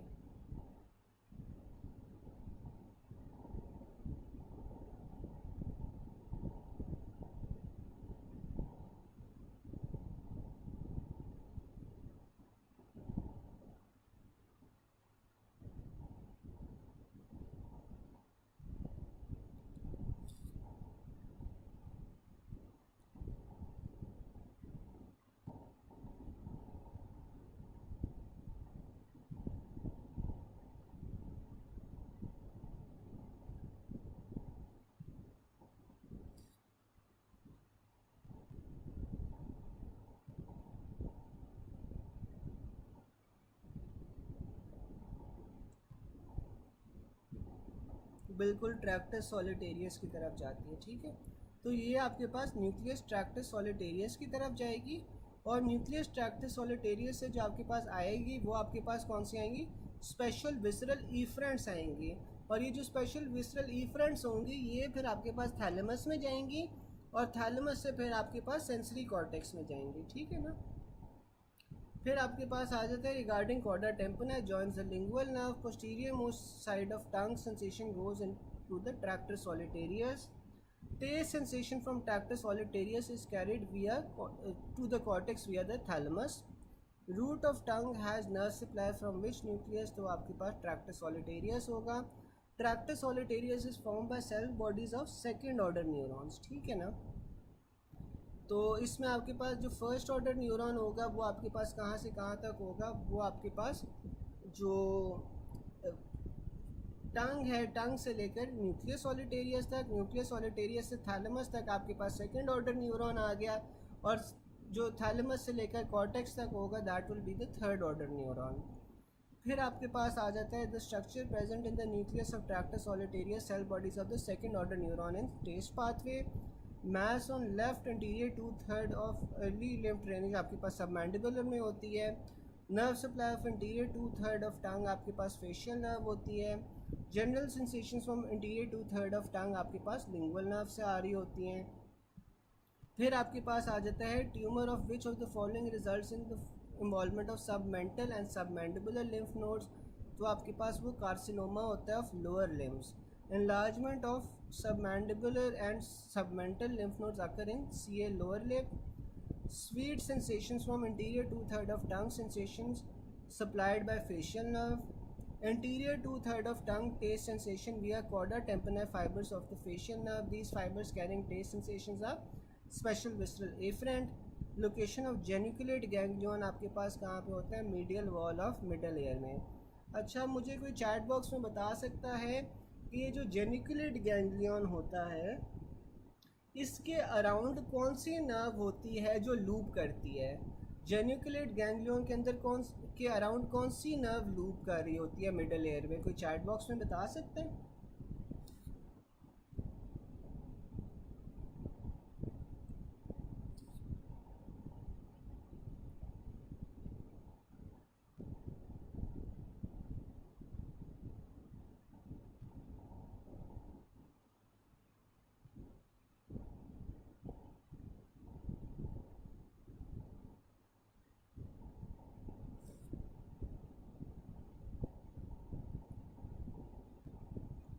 बिल्कुल फेशियल नर्व होती है, ठीक है। जो जेनिकुलेट होता है ना ये आपके पास कहाँ से आया है? जीनू वर्ड से आया हुआ है, और जीनू का क्या मतलब होता है? टर्न, ठीक है। तो ये जो जेनिकुलेट गैंग्लियन होता है ना मिडल एयर के अंदर, इसके अराउंड आपके पास फेशियल नर्व जौन सी होती है वो टर्न कर रही होती है, ठीक है, फेशियल नर्व होती है. टू पॉइंट नंबर 288 में यार कोई चीज़ ना समझ आई हो? पॉइंट नंबर 288 में कोई चीज़ ना समझ आई हो?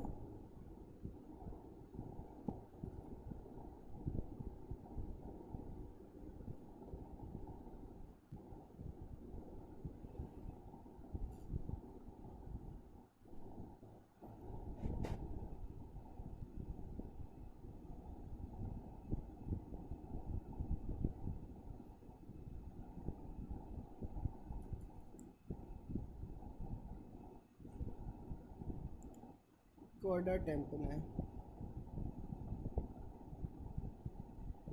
डॉक्टर मासूमा, कॉर्डा टेम्पनाई का क्या नहीं समझ आया?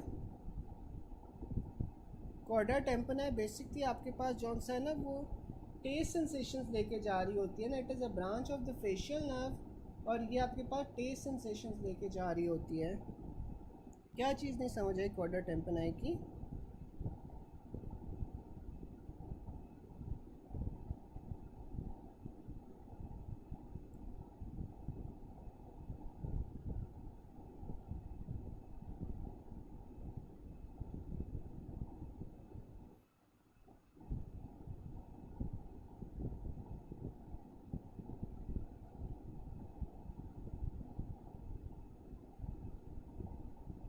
अच्छा, फिर हमारे पास आ जाता है पॉइंट नंबर 289। पॉइंट नंबर 289 में वो ये बता रहा है Purkinje fibre receive input from climbing fibres. Climbing fibres originate from the inferior olivary nucleus. ठीक है, तो जो आपके पास परकंजे फाइबर्स होते हैं, ये आपके पास इनपुट कहाँ से रिसीव कर रहे होते हैं? क्लाइंबिंग फाइबर से। जो क्लाइंबिंग फाइबर्स होते हैं वो आपके पास इंफीरियर ऑलिवरी न्यूक्लियस से आपके पास ओरिजिनेट हो रहे होते हैं।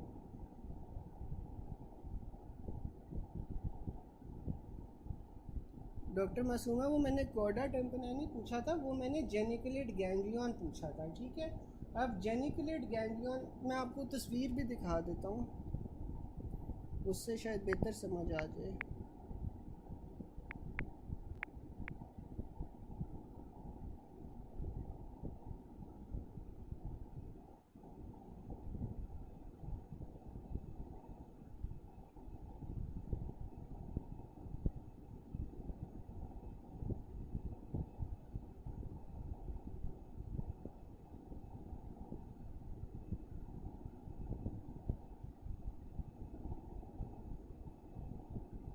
अच्छा, ये देखिए।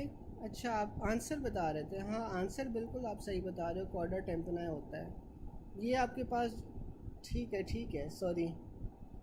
ये आपके पास जौन सा ना जेनिकुलेट गैंग्लियन है। जेनिकुलेट गैंग्लियन आपके पास ये मिडल एयर में है, यहाँ पे फेशियल नर्व टर्न लेती है। आप बिल्कुल सही बता रहे थे, सॉरी यार। फिर हम आगे चलते हैं। आगे हमारे पास क्या आ रहा था? हमारे पास आगे आ जाता है Purkinje fibre receive input from climbing fibres. ठीक है, जो परकंजे फाइबर्स होते हैं वो आपके पास क्लाइंबिंग फाइबर्स से इनपुट ले रहे होते हैं। ये भी हम देख लेते हैं।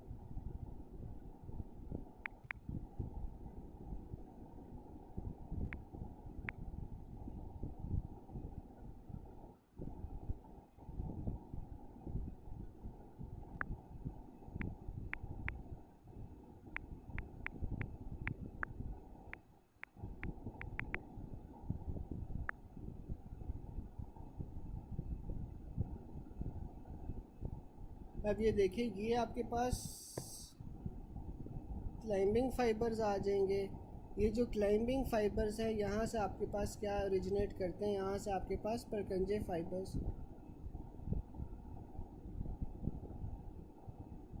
नहीं, जो नर्व टू स्टेपीडियस होती है ना, नर्व टू स्टेपीडियस आपके पास बाद में निकल रही होती है। ठीक है, नर्व टू स्टेपीडियस आपके पास बाद में निकलती है, तब नहीं आती।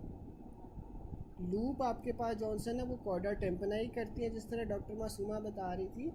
जो नर्व टू स्टेपीडियस होती है वो बाद में आती है। ठीक है, आफ्टर वो जेनिकुलेट गैंग्लियन से टर्न लेके नीचे की तरफ जा रही होती है, तो फिर आपके पास नर्व टू स्टेपीडियस आती है। ठीक है, अच्छा, यहाँ पे आप देख सकते हो कि यहाँ पे आपको क्लाइंबिंग फाइबर्स भी नज़र आ रहे हैं, और क्लाइंबिंग फाइबर्स से आपके पास फिर परकंजे फाइबर्स ओरिजिनेट कर रहे हैं। और जो क्लाइंबिंग फाइबर्स होते हैं वो आपके पास इंफीरियर ऑलिवरी न्यूक्लियस से आते हैं। ठीक है,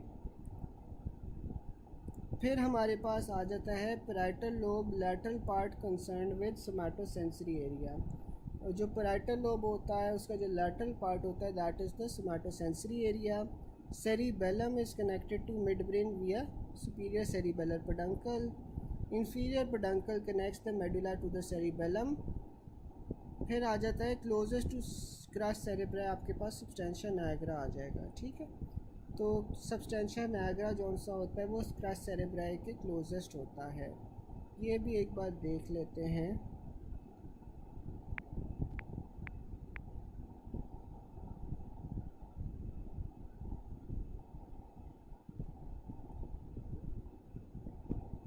ये आप डायग्राम देखो,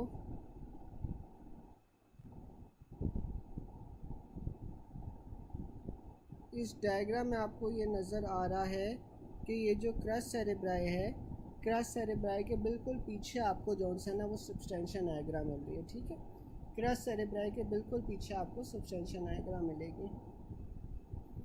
फिर हमारे पास आ जाता है retropharyngeal lymph nodes receive lymph from the pharynx. ठीक है, तो जो आपके पास रेट्रोफरेंजियल लिम्फ नोड्स होते हैं वो आपके पास फेरिंग्स से आ रहे होते हैं। A patient having enlarged jugular digastric nodes, cause of node enlargement आपके पास क्या होगा, पैलेटाइन टॉन्सिल्स होंगे। ठीक है, क्योंकि जो पैलेटाइन टॉन्सिल्स हैं ये आपके पास जुगुलर डाइगैस्ट्रिक के अंदर ड्रेन कर रहे होते हैं। फिर हमारे पास आगे आ जाता है 291 में कि in posterior cranial fossa facial nerve enters through the stylomastoid foramen. ठीक है, तो पोस्टीरियर क्रेनियल फोसा में जो फेशियल नर्व होती है वो किस तरह एंटर होती है, स्टाइलोमास्टॉइड फोरामेन के थ्रू होती है। अब फेशियल नर्व का वो कोर्स बता रहा है कि it passes through the internal auditory meatus. ठीक है, इंटरनल ऑडिटरी या इंटरनल अकूस्टिक मेटस में हमने पढ़ा था कि दो नर्व्स पास कर रही थी, कौन कौन सी थी, 7th और 8th क्रेनियल नर्व्स थी। And the facial canal of the temporal bone before leaving the skull. Skull leave कैसे करती है, ये स्टाइलोमास्टॉइड फोरामेन से लीव करती है। 7th cranial nerve and nerve of second branchial arch supply आपके पास कहाँ कहाँ करेगी, मसल्स ऑफ फेशियल एक्सप्रेशन को सप्लाई करेगी, साथ में पोस्टीरियर बेली ऑफ डाइगैस्ट्रिक को, स्टेपिडियस को, स्टाइलोहायोइड मसल्स को फेशियल नर्व सप्लाई करेगी। फिर आपके पास आ जाता है nerve passing through the पेट्रस part of temporal bone is facial nerve. Muscle supplied by facial nerve आपके पास स्टाइलोहायोइड आ जाता है। Structure which separate superficial and deep part of submandibular gland, तो आपके पास माइलोहायोइड मसल होता है। फिर आ जाता है nerve supply of scalp muscle आपके पास कौन सी होगी, posterior auricular and deep branch of facial nerve. Nerve supply of levator anguli oris muscle, तो ये आपके पास फेशियल नर्व होगी। एंटीरियर टूथ हेड taste carried by facial nerve. Superficial structure that lies on parotid gland, तो वो again आपके पास फेशियल नर्व होती है। Most likely nerve to be injured in submandibular gland surgery, तो अगर सब मैंडिबुलर ग्लैंड की सर्जरी है तो आपके पास मार्जिनल मैंडिबुलर ब्रांच जौन सी है वो इंजर होती है, which is a branch of the facial nerve. फिर आ जाता है chorda tympani joins mandibular nerve to supply pre ganglionic to submandibular gland, which muscle does this mandibular supply on the path, तो आपके पास वो tensor वलाय प्लेटिनिया होता है। ठीक है, यहाँ तक यार किसी को कोई बात ना समझ आई हो, यहाँ तक किसी को पॉइंट ना समझ आया हो?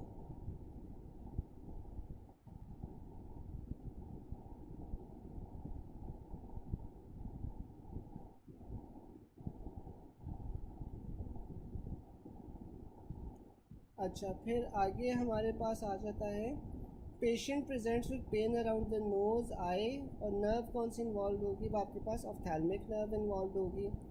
Pen in the ala of nose along with loss of sensation between angle of mouth and orbit, तो एंगल ऑफ माउथ और ऑर्बिट के दरमियान में आपके पास जो नर्व सप्लाई कर रही होती है that is the maxillary division of trigeminal nerve.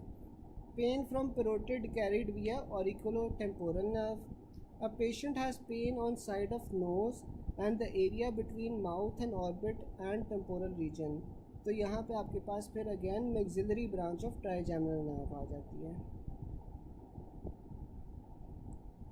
फिर आगे चलते हैं, हमारे पास आ जाता है the loss of visual acuity and visual field in thyrotoxicosis ophthalmopathy is most likely due to optic nerve compression. ठीक है, a patient has dependent oedema is diagnosed as having hepatoma. Cause of compression आपके पास क्या होगा, inferior vena cava होगी। True about supernumerary cervical rib, तो जो अगर आपके पास एक एक्स्ट्रा सर्वाइकल रिब आ गई है तो वो क्या करेगी, ब्रेकियल प्लेक्सस और सबक्लेवियन वेसल्स को कंप्रेस कर देगी। ठीक है, फिर आ जाता है डायलेशन ऑफ आयोटिक आर्च। अगर आयोटिक आर्च की डायलेशन हो गई है तो वो आपके पास आयोटा लेफ़्ट साइड पे होती है तो वो लेफ़्ट ब्रोंकस को कंप्रेस करेगी। कार्पल टनल सिंड्रोम में आपके पास मीडियन नर्व की कंप्रेशन हो रही होती है। डिक्रीज विजुअल एक्विटी इन थायराइड डिजीज़ क्यों होती है? ऑप्टिक नर्व की कंप्रेशन की वजह से। A fracture of first lumbar vertebra may cause compression of the conus medullaris. Regarding Bell's palsy, which of the following is most appropriate? तो Bell's palsy में क्या होता है? Is caused by compression at the stylomastoid foramen. The enlargement of one of the following heart structures could most likely compress the esophagus and result in difficulty swallowing. तो आपके पास left atrium कौन सा होता है ना, उसकी अगर डायलेशन हो जाए तो आपके पास पीछे इसोफेगस की कंप्रेशन होगी। Compression of S1 nerve root results in loss of ankle jerk. Cubital tunnel syndrome is due to ulnar nerve entrapment, may cause the consequence of compression of one of the following muscles of flexor carpi ulnaris. होता है which one of the following is not typically affected by median nerve compression? ये तो आपके पास upper limb आ गया है। In roadside accident, a 40-year-old man got sharp injury and he was received in the emergency with the profuse bleeding from his neck. The senior registrar concluded that the bleeding was from internal carotid artery. He is immediately compressed by the anterior tubercle of one of the following cervical vertebra to stop the bleeding. तो आपके पास वो 6 zone सी होती है, वो cervical vertebra की compression करोगे तो आपके पास bleeding रुक जाएगी। नहीं, लेफ़्ट एट्रियम ही होगा डॉक्टर आतिका। जो लेफ़्ट साइड होती है ना, लेफ़्ट साइड के ऊपर आपके पास ये ईसोफेगस होता है और राइट साइड के ऊपर ना आपके पास ट्रेकिया होता है, ठीक है। तो ट्रेकिया जो सा होता है स्लाइटली राइट की तरफ होता है, लेफ़्ट साइड के ऊपर आपके पास ईसोफेगस होता है। तो लेफ़्ट एट्रियम की ही कंप्रेशन होगी जिस वजह से फिर लेफ़्ट एट्रियम की डायलेशन होगी जिस वजह से पीछे ईसोफेगस कंप्रेस होगा। लेफ़्ट ही होगा, राइट नहीं होगा।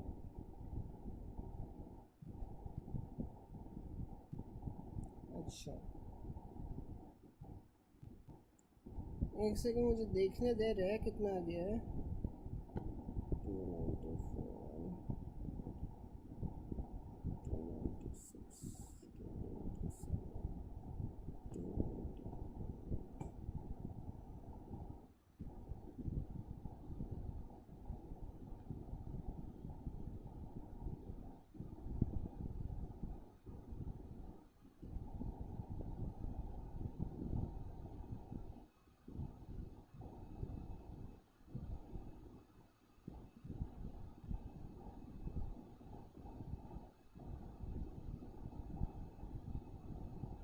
हेड एंड नेक एनाटमी में बिल्कुल सारे पॉइंट्स रिपीट होंगे doctor Nabila. Head and neck की एनाटमी में सारे पॉइंट्स रिपीट होंगे ये।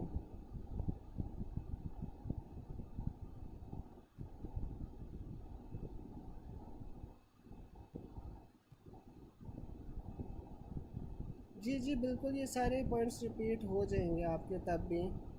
अभी भी हमने एक बार तो करे ना।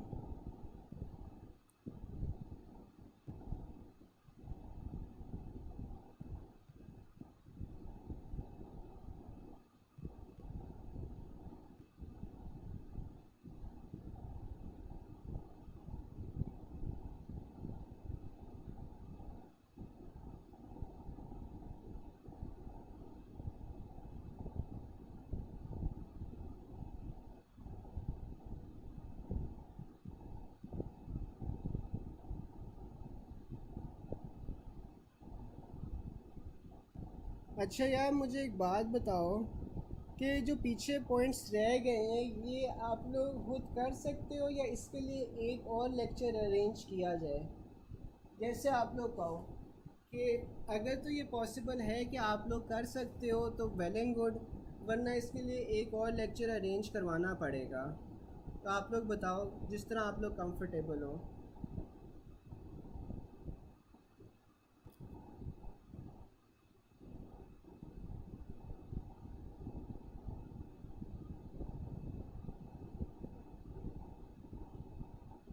गाइस मुझे आप लोग बताओ कि आप लोग कंफर्टेबल हो कि आप लोग ये खुद कर सकते हो या इसके लिए एक और लेक्चर अरेंज करवाया जाए? खुद कर लेंगे, ठीक है। बाकी लोग बताओ। अच्छा यार, इस तरह है कि देखो कल से ना हेडन वो अनाटमी शुरू हो रही है, और अनाटमी का मुझे लगता है कि आप लोगों का ना ऑलरेडी जो स्केड्यूल है वो काफ़ी कंजेस्टेड है। जहाँ तक, क्योंकि ये है कि जो अनाटमी का स्केड्यूल है ना वो ऑलरेडी आप लोगों का काफ़ी कंजेस्टेड चल रहा है, ठीक है। तो मैं कोशिश करूँगा कि इसके अंदर ही आपकी एक क्लास हो जाए न्यूरो की, या स्पेशली जब हेड एंड नेक की क्लास हो रही है ना, तो हेड एंड नेक की क्लास के साथ हम ये सारी चीज़ें कवर कर लें, क्योंकि हेड एंड नेक रफ़ी के अंदर छोटा सा, ये इतना बड़ा नहीं लिखा हुआ, ठीक है। लास्ट पॉइंट करा दूँ डॉक्टर आतिका। इस तरह है कि अभी ना मैं गूगल मीट का सेशन शुरू कर रहा हूँ ना, तो जो जो पॉइंट्स आपको कंफ्यूजिंग लगते हैं आप मुझे बता दो, हम वो सारे पॉइंट्स अभी रिपीट कर लेते हैं, या इवन के जो प्रीवियस क्लासेस में से भी आपको पॉइंट्स नहीं समझ आए हुए ना, वो एक बार हम दोबारा से गूगल मीट के ऊपर डिस्कस कर लेते हैं, ठीक है। वो अभी मैं लिंक शेयर कर देता हूँ। लेकिन इस तरह है कि एक बार आप कोशिश करो कि जो पॉइंट्स रह गए हैं ना वो कर लो, ताकि आपकी अपनी तरफ से न्यूरो ख़त्म हो जाए आज, ठीक है। तो और जो बाकी पॉइंट्स रह जाएंगे वो हम जौन सा है हेड एंड नेक जो एनाटमी के दिन होंगे उसके अंदर ये सारे पॉइंट्स कवर कर लेंगे, ठीक है। Doctor Atika fine. अभी ना हम मीट सेशन लेते हैं, मीट सेशन के अंदर जो जो पॉइंट्स आपको कंफ्यूज कर रहे हैं, जो नहीं समझ आ रहे हैं ना, या जो ऑलरेडी पीछे न्यूरो में नहीं समझ आए, हम एक बार वो देख लेते हैं, ठीक है। और फिर जौन सा है जो बाकी चीज़ें रह गई हैं वो हम हेड एंड नेक में कर लेंगे। एक बार आपने भी आज लाजमी कोशिश करनी है कि ये सारी चीज़ें कवर हो जाएं, ठीक है। चलें, मैं ना विद इन 5 मिनट्स अराउंड 8 बजे ना आपको मीट का लिंक शेयर करता हूँ, तो उसमें ना हम एक बार जो जो चीज़ें मुश्किल लग रही थी या जो चीज़ें नहीं समझ आई अभी तक वो एक बार डिस्कस कर लेते हैं, ठीक है। अल्लाह हाफिज़।